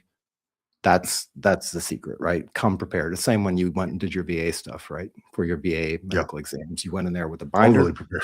You had all the stuff in there. You got it all tabbed out. You go to the CMP exam and you pull out that tab and you give it to the CMP examiner and say, okay, this is what we're doing today.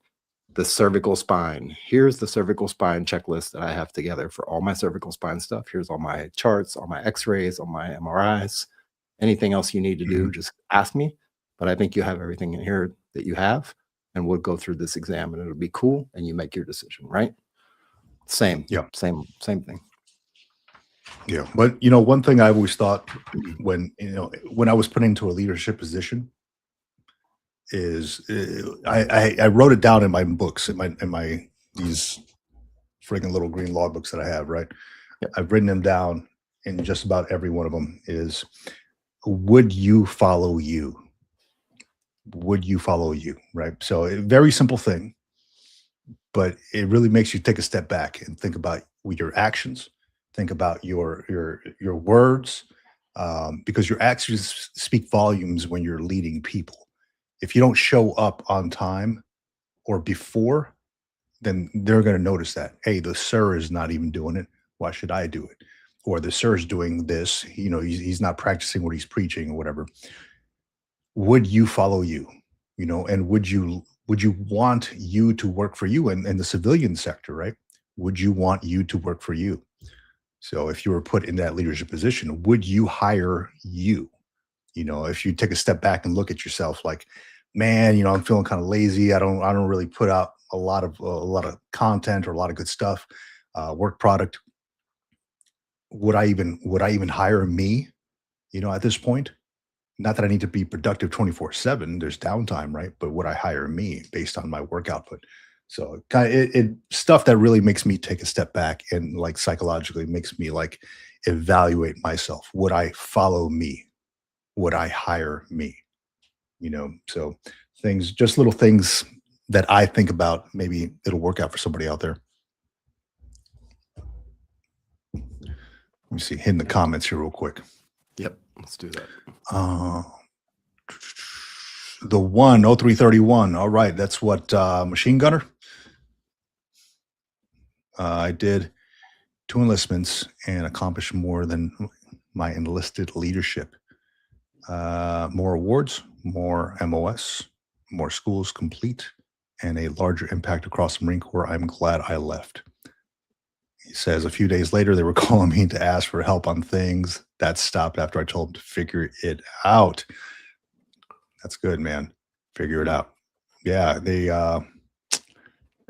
want your help afterwards, right? Because you're the subject matter expert on the stuff. Yeah, grunt life.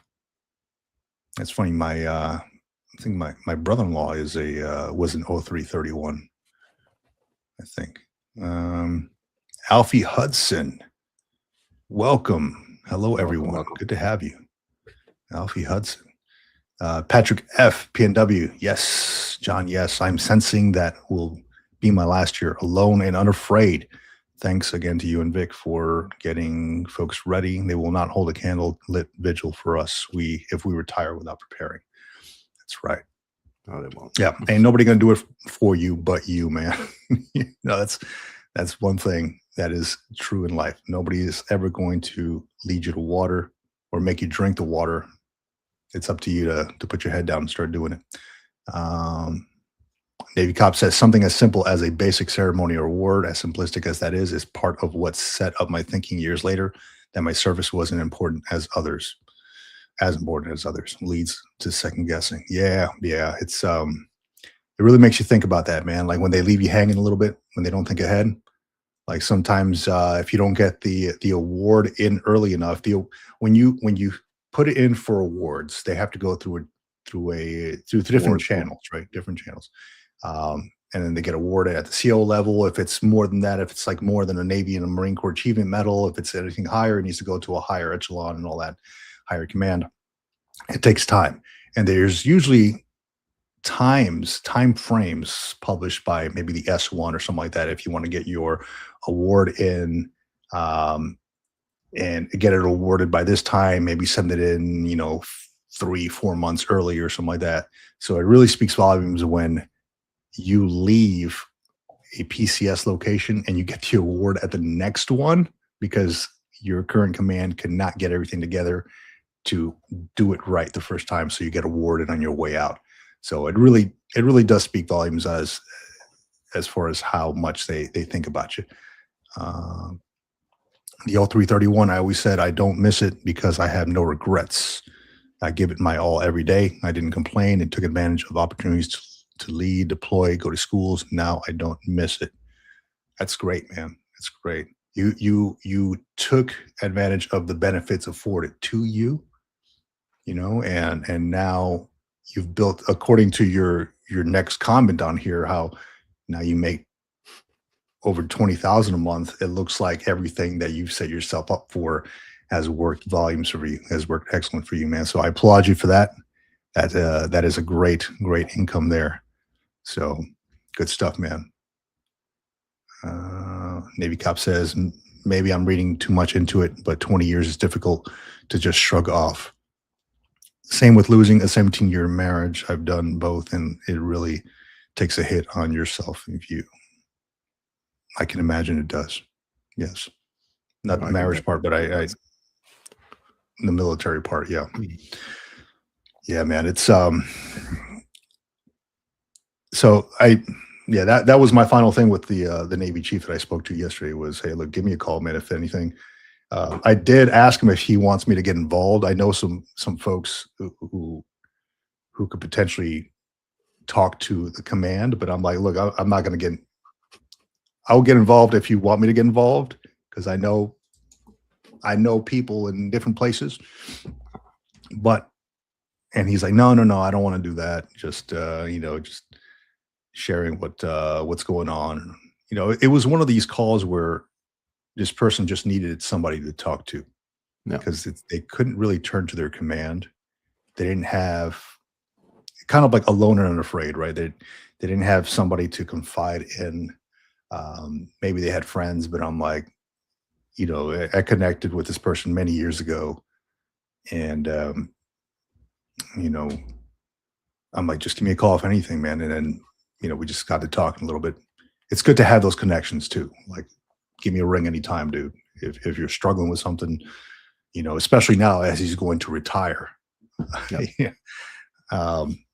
Right now, it's going to feel a lot different. And I told this person, like, he's going through his VA disability stuff right now, and I'm like, dude, have you gotten life insurance, man?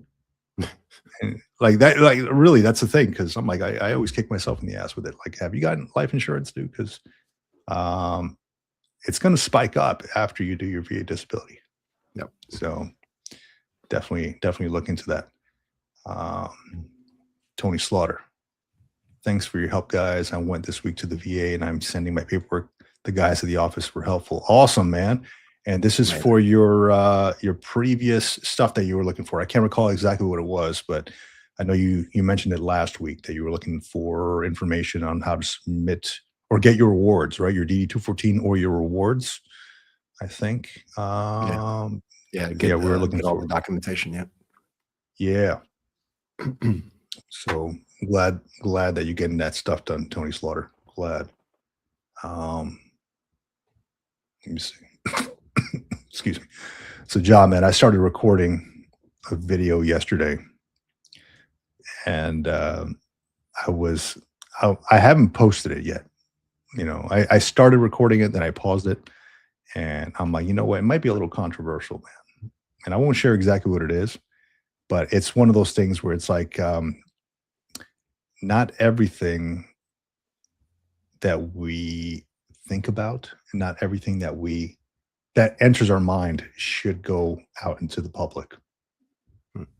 So I put it out on a video and I thought about it. And I'm like, no, I'm not going to do that. I just had to make the video to see what it would look like. And I looked at it from different perspectives, like, how would this be perceived? How would this affect me? How would this affect, anything around me, anything I'm trying to build? So, not everything needs to go on social media.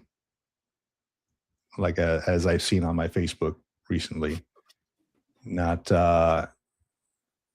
every opinion that we have needs to be published. I see a whole lot of stuff like that online, and I'm like, it's okay not to say things and maybe just think things, right?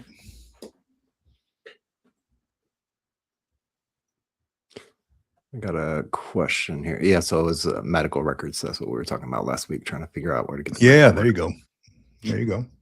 Possible to get a summary of everyone on deck while I was there in sick call and match it to their personnel file. That's an interesting question. I don't think it's possible to get a summary of everybody who was there, because that kind of falls into the PII category, depending on who's PII scrutinizing, right? You mean like who was like stationed there and working at that office? Is that what I'm? I think the only way you could really just thinking about this initially, right? Just my initial thoughts on this. If it's something like, say, a deployment, or in the Navy, I guess it would be on deck on a ship potentially. If there is a deployment order or a roster or a muster that you have with everybody's name on it, that would be a document that would let you know who was actually there with you on the deployment or on the ship. And then you could potentially reach out to those people if you know them personally, or otherwise you could potentially reach out to those people and have the conversation to be able to match up stuff on the personnel file, if I'm reading that right and if I'm understanding that correctly. That would be that's my initial thoughts on it. What about you, Vic? So I'm reading the question again. Question: is it possible to get a summary of everyone on deck while I was there in sick call? Well, I was there in sick call to match it to their personal file. Yeah. So from what I gather, it looks like like you mentioned, a roster of who was there. We'd have to go back, and I mean, this. I assume this was years ago, so you'd have to look at like accountability rosters and morning reports and all that stuff. So I don't know that there's a way to do that. He says, I was told I was malingering, yet to see who was working that day. Yes, to see who was working that day. There was a PO who was demoted. Who was that petty officer who was demoted? I'm trying to see who was there. Yeah, the only way I would think of doing that is I mean, I don't even know that they hold records. How long ago was this? Because I don't know that they hold morning report records or accountability records that long. Right. If it's like several years long. So the only way that I would think of doing this is getting a hold of somebody who you recall who was there. And that's it. I mean, I assume that if this was more than 10 years ago, people are probably out of the military if they decide not to retire. So it's going to be a bit of an uphill battle, but you'd have to do ones and twos short of getting accountability rosters and morning reports. Yeah. Navy Cop says, not everything goes on social media. Tell that to Gen Alpha. Dude, it's insane what I see on here, man. Just, gosh, we talked about this in the past, especially like on TikTok stuff. Like I try to be off TikTok. It's incredible what goes on there, what people put on there. I mean, even I've come across another couple of videos of people in uniform. These are Marines, right? These are Marines, specifically the ones I saw were Marine folks saying, hey, look, their caption is me trying to get 100% before I get out. And they're like blasting music in their ears, or, they're like pretending to fall down. And I'm like, it's not a game, man. It's not like why is 100% VA disability something that people are striving for? Yes, it gets you money, but then what do you do? Like, why is that a goal? Why is that the goal? To be so broken. Why is that the goal? Like the trash I saw was, blasting music in your ears to up the tinnitus, I assume, or tripping and purposely falling to hurt yourself. Like, why is that the goal?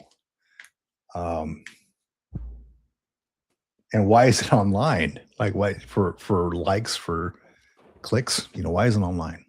Yeah, I don't think it's outside of normal human behavior. It's looking for a shortcut, right? And that's what a lot of humans are looking for, is a shortcut.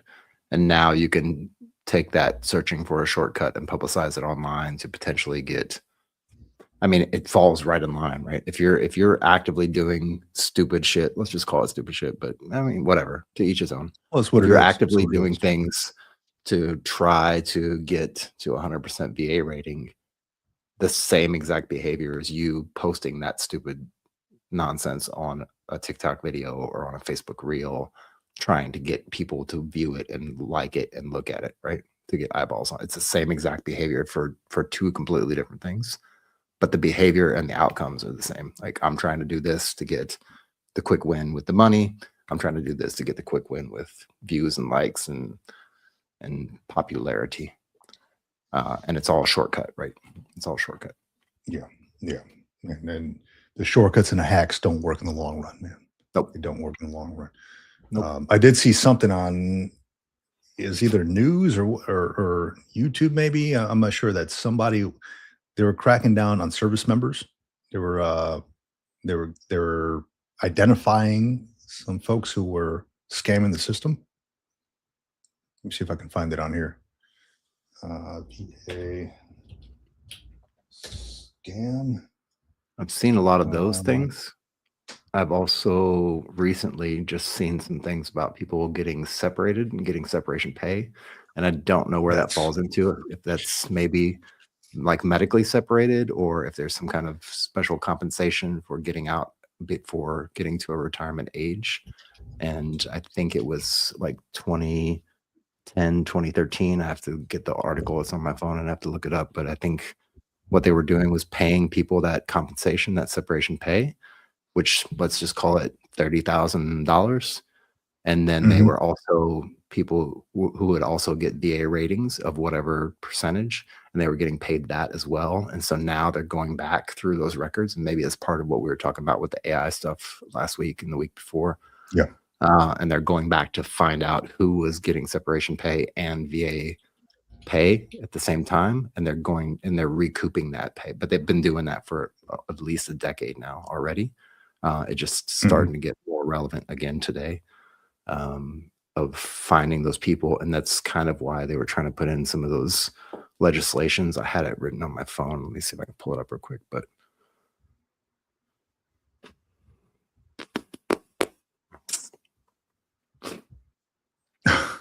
there's I was just reading this here too. Where is this? Where is Kent? I don't know where this place is located.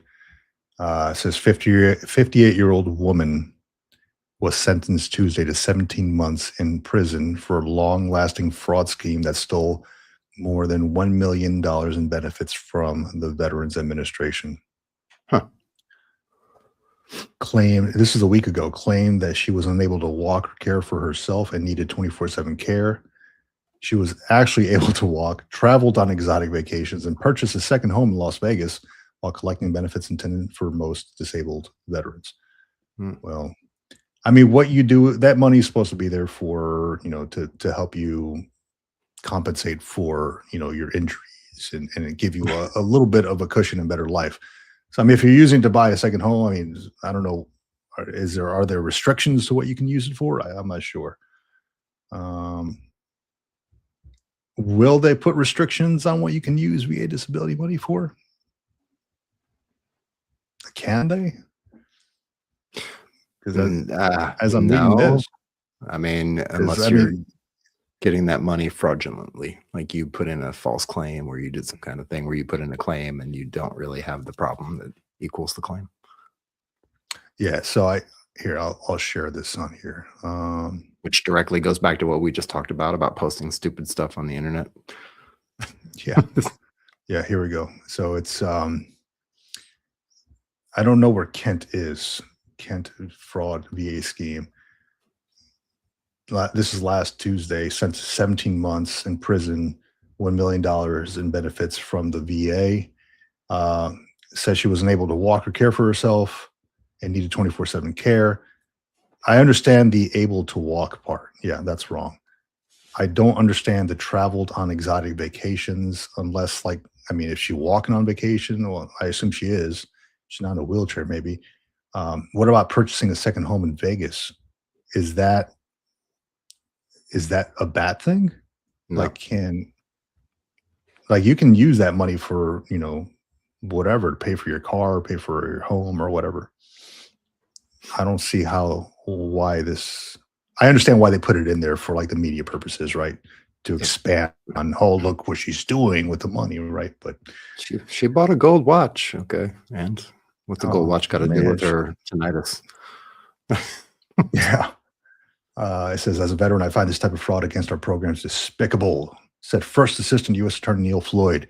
These benefits to pay for care and for caregivers need to be carefully utilized so that they serve veterans as intended. They should not go to second home. They should not go for second homes, cars, exotic trips, or casino gambling as they did in this case. Why? Doesn't matter. Why does this person care what that money goes towards? Exactly. Perception. I don't get it.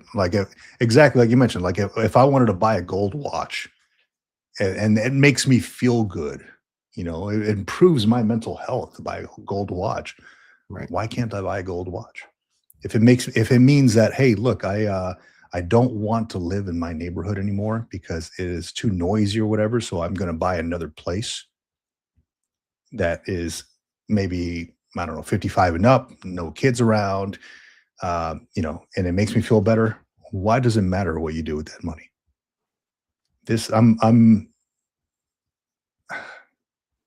I don't know. I mean, unless you're like buying them outlandish shit or drugs or something like that, I don't see why this is even in there. But she was ordered to pay $932,000 in $932,142 in restitution. I get it. Like she claims she couldn't walk 24/7, so she was probably getting some kind of SMK or SMC or something. That's what it sounds like. Yeah, so it's a lot more, and I think Mo Perspective said it on here too, that she saw this one, and she was getting over $11,000 a month. So that does sound like an SMC something. Yeah, that's what it sounds like to me. Just reading this here, man. Yep. Yeah, I don't think, like, I don't care what people do with their money. I see veterans with like DV plates driving around in like Toyota Tundra, like brand new Tundras and stuff like that.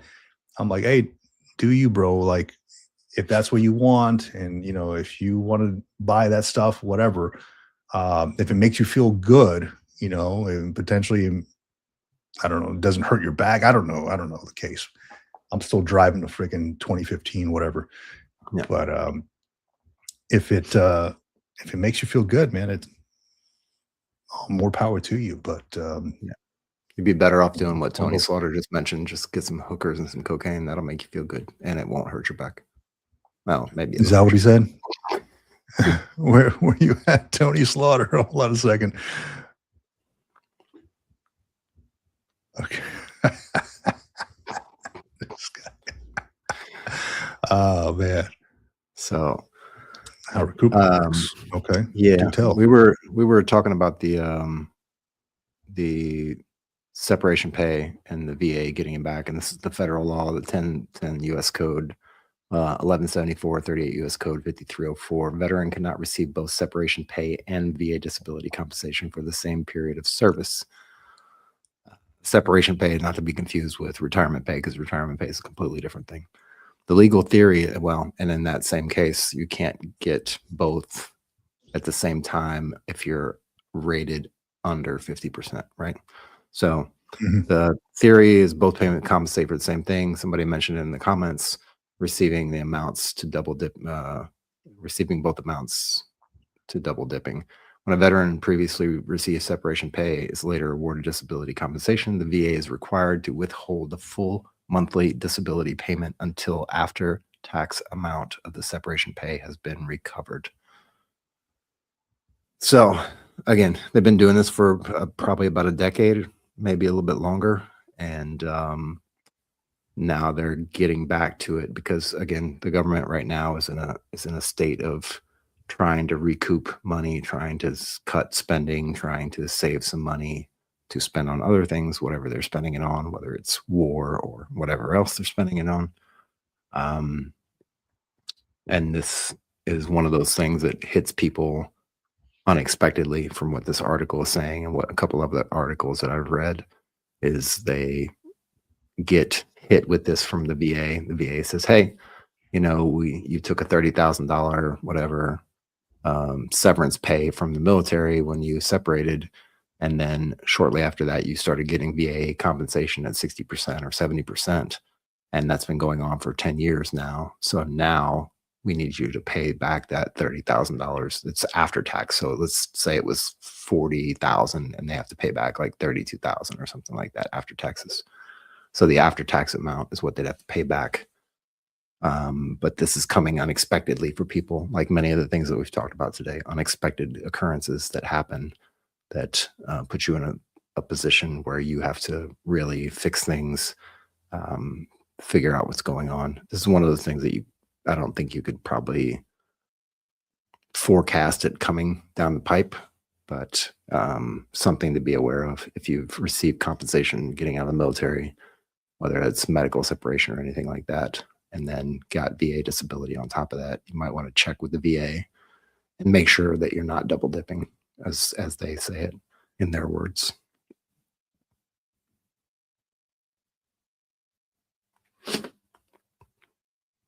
Yeah, I got my mic muted. My bad. No, That's good to know, man. I was looking at some of the comments here as well. Where is it? Mo Perspective mentioned, did you see the news report of the retired military couple, both 100%, and only one child can get education benefits? They went to the news to gripe. Okay. So they're both 100%. They're trying to claim Chapter 35 benefits, but only one child can get the education benefits. So they each don't have their own pipeline to the Chapter 35, it sounds like. Yep. So that's kind of strange too, because while you're active duty, if you're dual military, you can get BAH. Both of you get BAH, but one of them gets full, the other one gets half, right? Is that right? I don't know. That's been a question I've asked for a long time. Like, hey, yeah, you both rate it, but once you become, married, that's a whole lot of dough there, right? Should you get that? I know many dual military, and I wasn't dual military at the time. For a short time I was, until my wife got out of the service, but that's a whole lot of dough, BAH, especially like here in San Diego, it's like $4,000, and it's potentially $6,000 a month plus in BAH while you're together in San Diego. So compared to like somebody else who's maybe trying to make ends meet, single military and lower rank, and they're like at $3,000, $4,000, whatever. Yeah.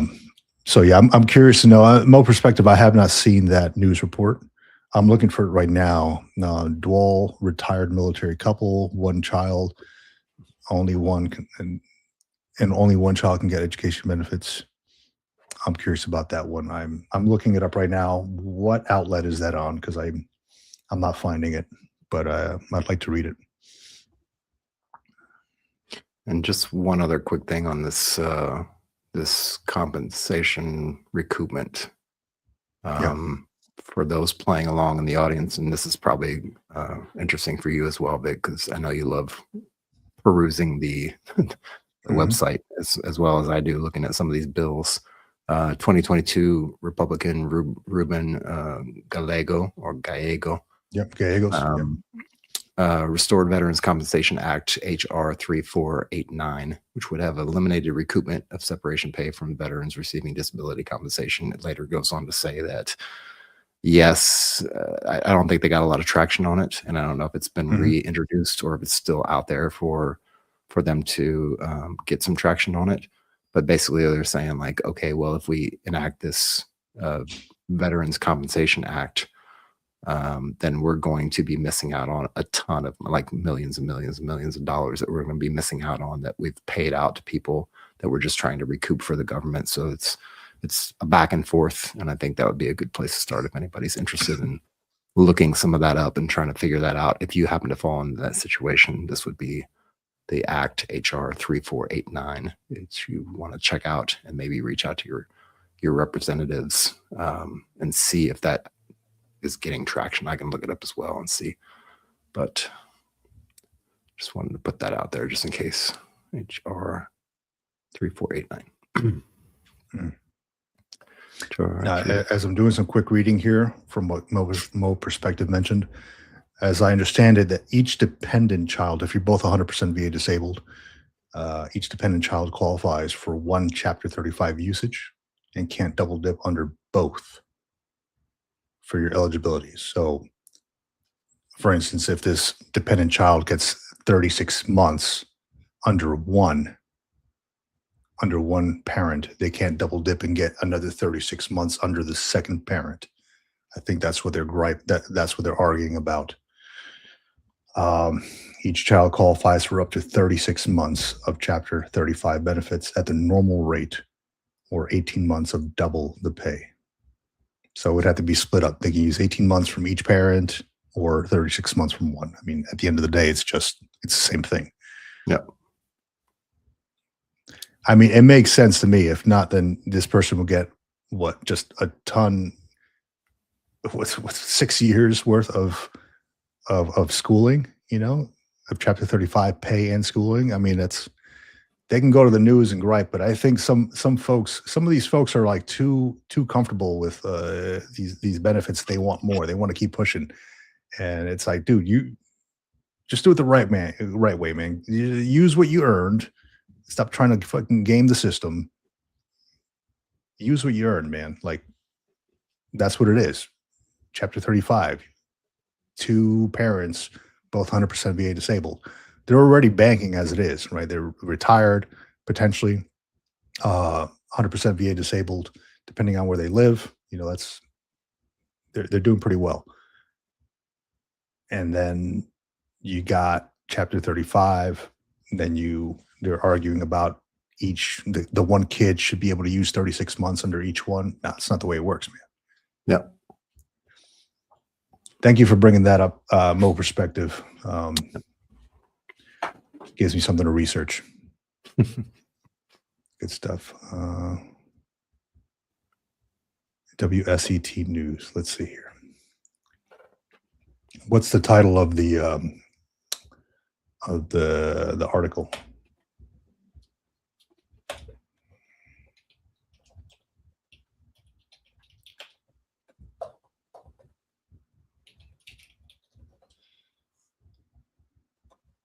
Oh, okay. Hold on a second. Posted on March 19th. Oh, hold on. Maybe this is it. Let me share this thing on here. Yeah, I think that's it. This is. I'm looking at it now. Maybe if I can get past all this. Disabled veterans' families say law is costing their kid thousands in education benefits. In Lynchburg, Virginia, Autumn and Rob Lombardi are Air Force veterans who serve their country honorably because of their service. They expected to receive certain educational benefits for their children after they retired, but they didn't realize a nearly decade-old law limits these benefits for couples like them.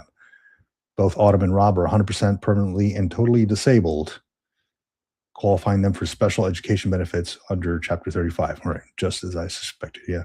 That money is used for things like tuition and books. Last year, they received a letter, a certificate of eligibility from the Department of Veterans Affairs regarding the status of one of their children's benefits.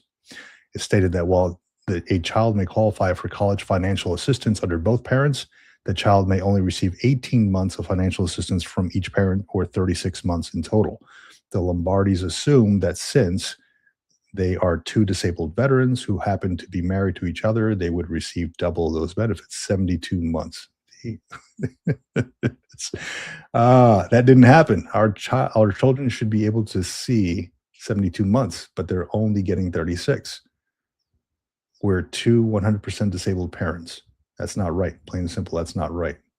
For many veterans like the Lombardis, this issue doesn't surface until years after leaving service, when their children approach college age.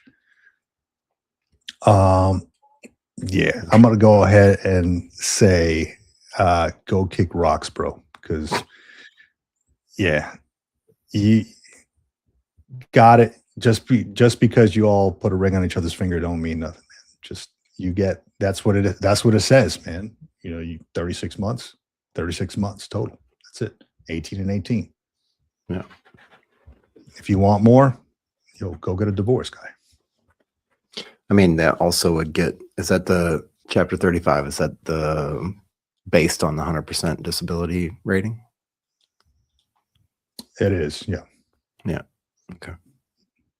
And that comes out of your GI Bill or your post 9/11 stuff? Yeah. So no. So the way it works is when your kid rates, when the veteran is 100% VA disabled, their kid 18 and older would rate Chapter 35. Okay. Now they need to sign up for it, right? And what happens is when you sign up for Chapter 35, that kid 18 or over comes off of your VA disability compensation. So I think it's like $300 and something a month for a child that you get paid for a child 18 and over on your VA disability compensation every month. that amount comes off of your compensation. Essentially, you're losing that $300 from your military, your compensation pay. But with Chapter 35, as long as they're going full time, the kid now gets a direct deposit of approximately $1,500. Now that shifts and changes depending on when they start classes, on how often, whether it's full time, 3/4, half. But they get a monthly paycheck as long as they're in school for a certain time. So it's kind of like a take and then a give to the kid. It's a good deal as long as your kid stays in school. Now, it doesn't work the same way for spouses. I've gotten a lot of questions about this on the YouTube comment, a YouTube video I made. If your spouse decides to use Chapter 35, they don't come off of your compensation pay. That's only for the dependent children. Yeah. So essentially, if you're getting paid, I don't know, $4,300 a month for disability compensation pay, once your kid opts in for that Chapter 35, and I'm just using round numbers to give you a perspective, an example. And if your kid 18 and over gets you the $300 extra and your compensation pay equaling $4,300, once they opt into Chapter 35, that comes down to $4,000 a month. And then they get depending on how often they go to school, full time or whatever, about $1,500 every month. So it's not a bad trade-off. No, not at all. It is direct deposited to the kid, though, not to the dependent parent. Right. Interesting. Yeah. So Mo Perspective says, think about how much they are bringing in together. They can afford to pay for the kids' education. Truthfully, yes, I agree. And I think what they're after is the monthly pay, because I believe Virginia has a similar to like what California has. California has CalVet. So if you have, I can't recall what the percentage is, but CalVet, they give you free schooling. Like they don't give you the stipend, but you get free tuition in California. I think Texas has the same thing, like Hazelwood Act. Yep. Let me see what. Yep. I'm looking this up right now here real quick. Yeah. By percentage. Virginia education benefits.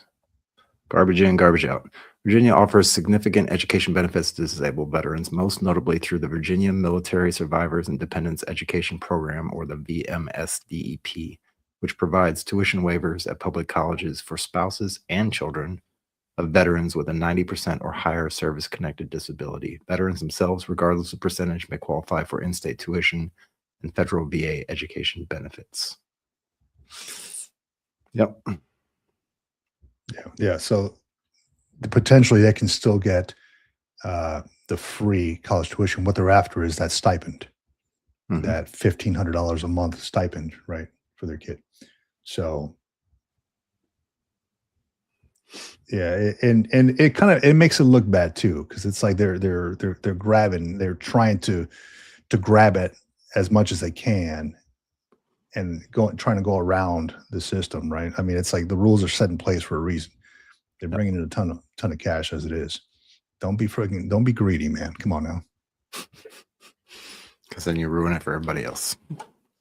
That's it, man. I mean, I'm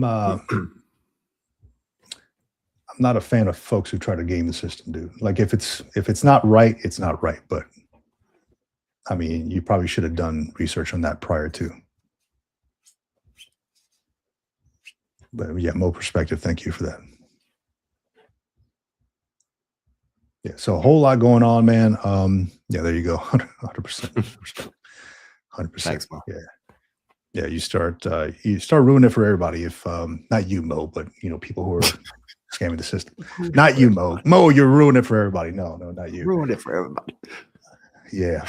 No, it's folks who are trying to game the system, man. I freaking hate that trash, dude. Why can't we just be content with what we have? Be content. Gosh, where's that? Let me share this little book I picked up, man.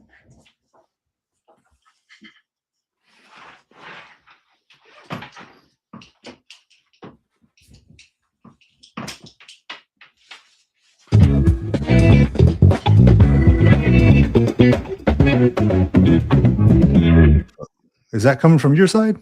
That was your book intro music. I was like, where the hell is that music coming from, dude?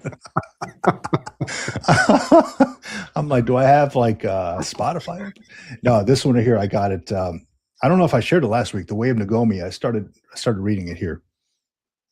The Japanese philosophy of finding balance and peace in everything you do, and a lot of it is being content with what you have.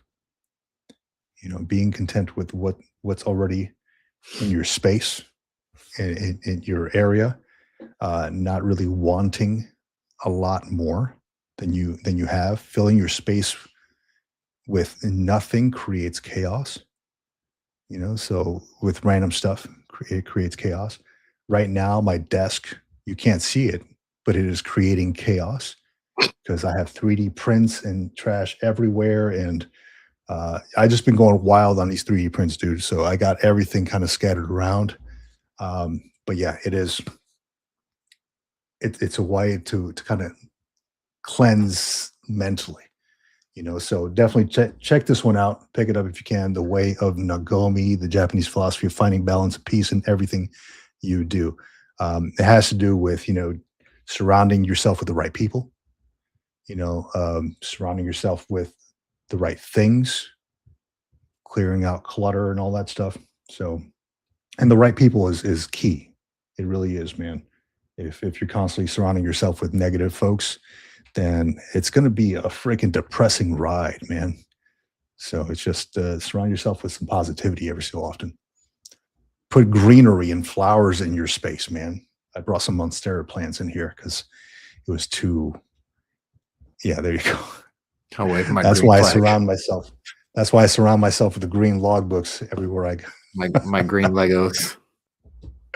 No, dude, it really is. It's a mental thing, man. If you bring a little bit of greenery into your space, it like plant life, right? And I understand you love the Legos, but plant life, it definitely it enhances it's bringing life into your area, so it enhances that.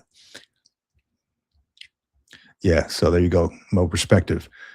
Once I started being grateful for what I have, God started to bless me with more. True story. That's right. Yes, I love that. 100%, as you would say, Mo. 100%. Yeah. Let me see here. I had something I want to bring up to you. I don't know if I mentioned it last week, man. Gosh, I wrote a ton in here. Did I talk to you about the backwards law? The backwards law. No, you did not. Okay. I mean, where did I write this thing down, man? I got so many damn logbooks here. Play some more intro music for your book. It's coming, dude. It's coming. I got this one. I got the other one. I got one for everything. One for on the go. One for. I just have one. What's up? Just there you just have go. One, I like one it. green logbook. Well, maybe two, but currently one. Okay, so the backwards law. The backwards law. It's the art of not seeking. Have you ever noticed that when you are driving, like down the maybe the street, and then you start hitting all the red lights, and you're in a hurry, you're like, man, everything's happening against me, right? Because I'm seeking something. I'm seeking to get somewhere ASAP, right? As soon as by my end, like I'm in a hurry, and everything's working against me. Yeah. And so this backwards law means, like, it's the art of not seeking.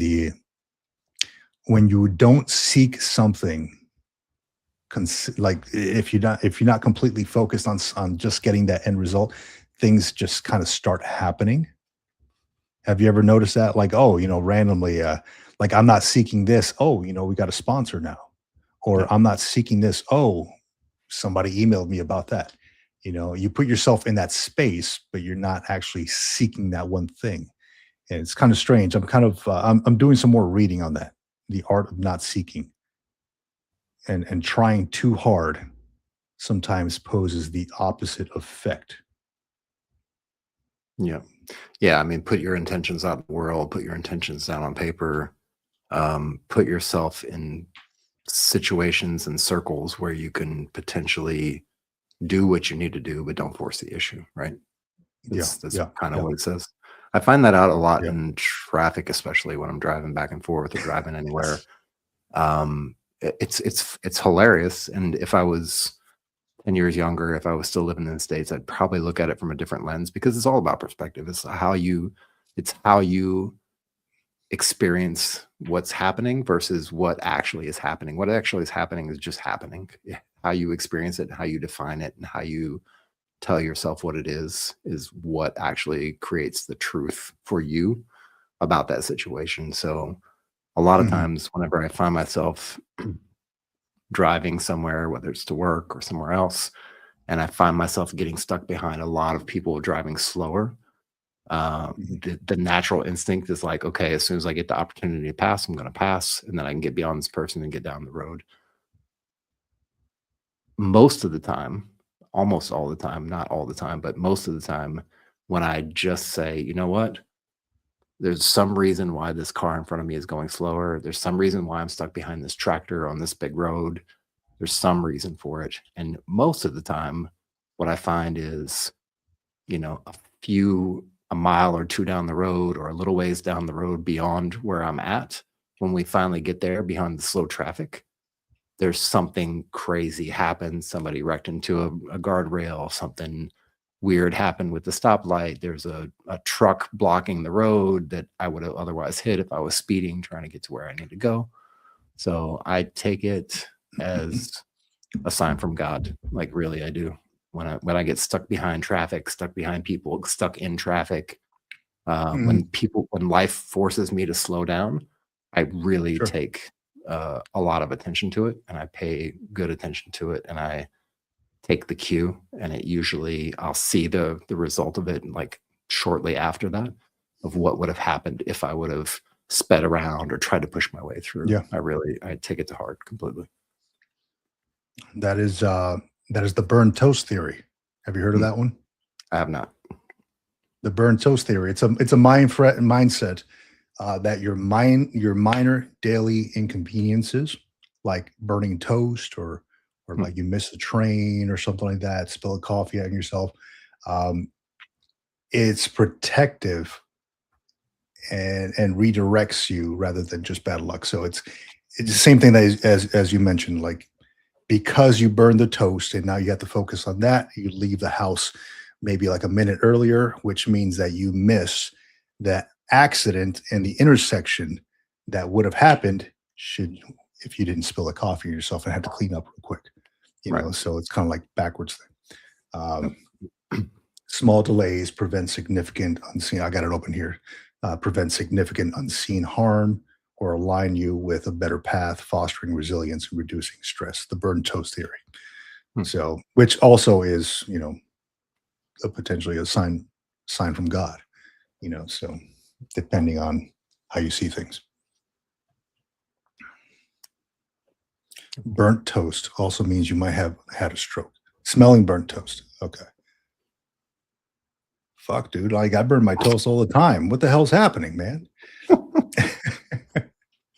No, that's good to know. That's good to know. Smelling burnt toast. Some people even call it, oh, hold on a second. That's not cool.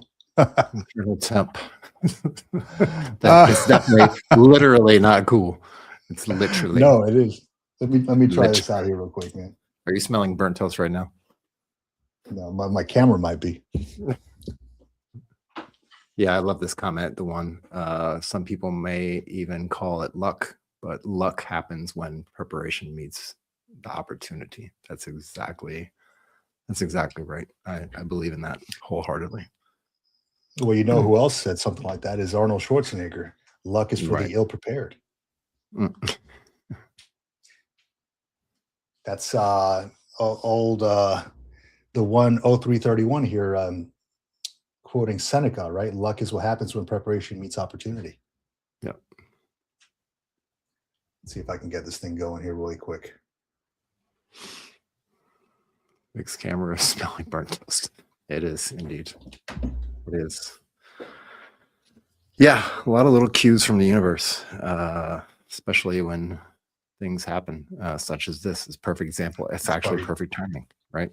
Perfect timing. Yeah, it's telling me to hurry it up, to wrap it up. Wrap it up. Get the F out of here. No, well, good, man. This was a good show, and a lot of great comments and great mix of folks that came on the live stream. So I really do appreciate it. With that, just quick shout out to our sponsors, Movement Financial, Josh Cantrell. He is a financial strategist, Army retired. If you have any questions about that, about finances after you leave the service or in the veteran sphere, Movement Financial is the person you want to talk to. For on the green logbook side, we got oh gosh, why is it drinkwildbills.com? Drink Wild Bills. So they are looking to bring veterans on and be franchisees. They're willing to offer 50% off fees for veterans. So drinkwildbills.com, and it's also run by a Navy veteran. So if you want a good team, drinkwildbills.com.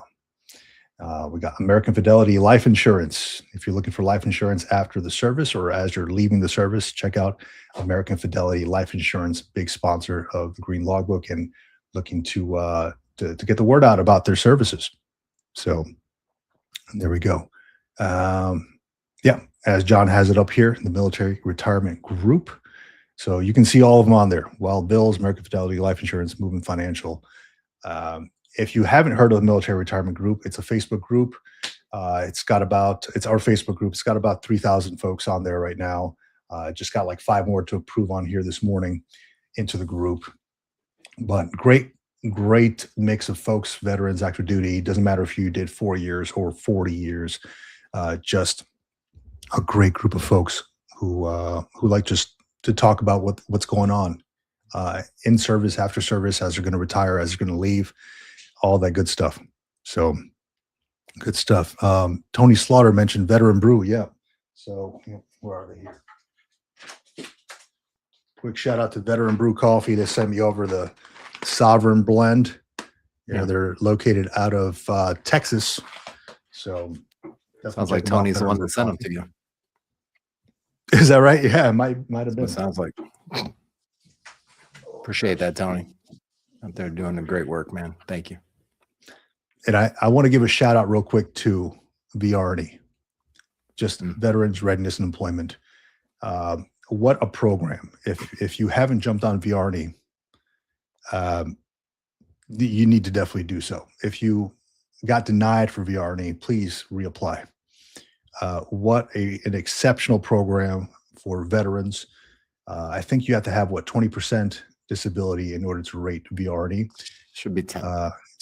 It's 10, maybe 10, right? So 10% VA disability. But I will share this really quick. My veterans readiness counselor asked me a while back if I needed anything for school. And I told him, hey, look, I got an aging laptop, man. Can you hook me up with that? His next email was, you want a Windows or a MacBook? And MacBook. So he just sent me this, a MacBook Air, 1 terabyte M5 chip, 16 gigabyte memory, MacBook Air. He sent me I made a whole video on it, a printer, this laptop bag, storage and all that stuff. It's right here. So pretty good piece of gear, and it came preloaded with everything I needed on there, all the Microsoft stuff that I needed. So big shout out to them for that. Shout out to my counselor for that. It is such a good program. I say it all the time. It's such a good program that it's not going to be around forever. Get your foot in the door when you can. Yeah. And 0331 says they are hiring too. I think if you want to work with VRNE, I think you have to have a master's degree if you want to be the VRC, like the Veterans Readiness Counselor. However, if they're hiring, that'd be cool too. I mean, you can have a huge impact on veterans if you work with VRNE. So Yeah, tons. great piece of gear, man. I can't speak more highly on this program. Not only do they give you, if you request it, the tech package like I got, they pay for all your tuition. And then at the same time, they give you a monthly housing allowance equal to E5 VAH with dependents at the location of where your school is, not where you live, but where your school is. So good piece of gear, man. Good piece of gear. Have you requested, you're going through it right now. Have you requested your tech package? I'm literally typing up the email right now to my rep. Because of the fact I didn't request it initially because I was okay and everything was good, but I'm getting my laptop is getting up there in age as well. It has been working out its whole entire life, so it doesn't look its age, but it's definitely getting a little bit old, and I can tell whenever we're on the live streams, the laptop is slowly dying, as many older MacBooks do. So This is what they send you, bro. yeah, it might This be is what they send you. time to get a tech pack. Please. Do it, bro. Do it. I'm telling you, they send you all that good stuff. They even sent me a ream of paper for the printer. Man. Oh yeah, wow. I mean, the paper was all the packaging was all trashed, but you know, it's all good. It's paper nonetheless. Something I didn't have. So definitely get a hold of them, request that tech package or the laptop package or whatever, and they'll hook you up. Hopefully it'll make you jump through all these different hoops. And yes, Tony Slaughter, I saw the Apple Neo is $599. However, they sent me. I didn't know what they were going to send me.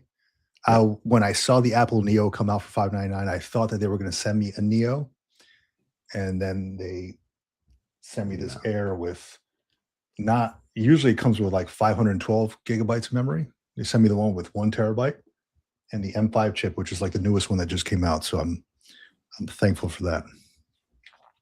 Yeah, I mean, we are still dealing with government contracting, right?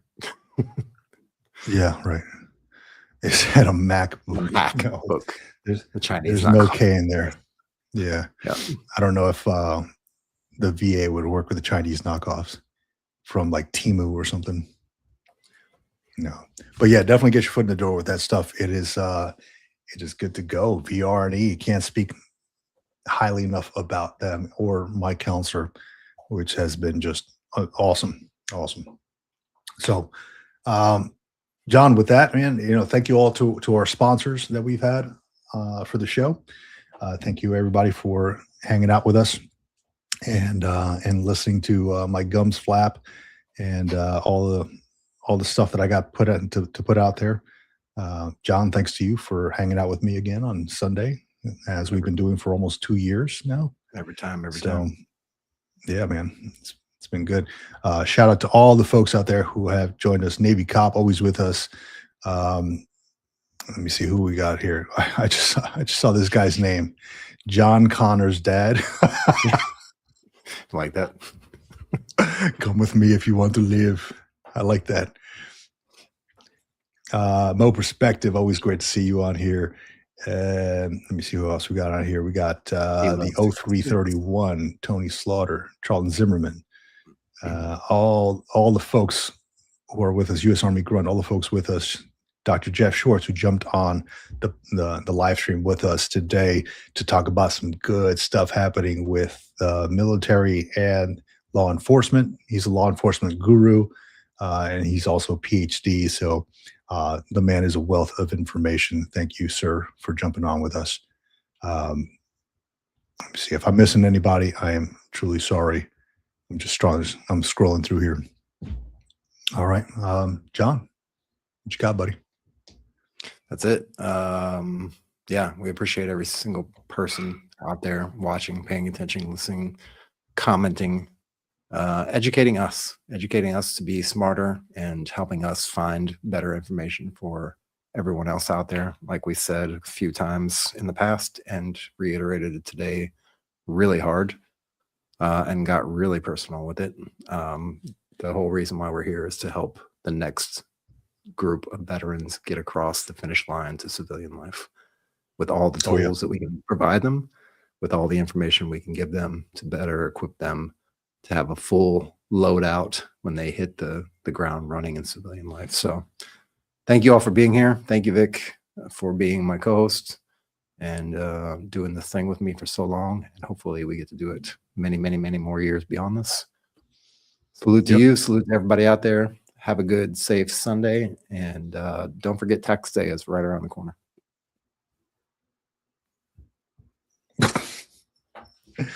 And with that, I got to go and write this 5-page paper, because the reality of it is, if you're going to do VR&E, it's all fun and games until you realize that you got to go back to school. So I got to do this stuff now. With that, out here. Out here, everybody.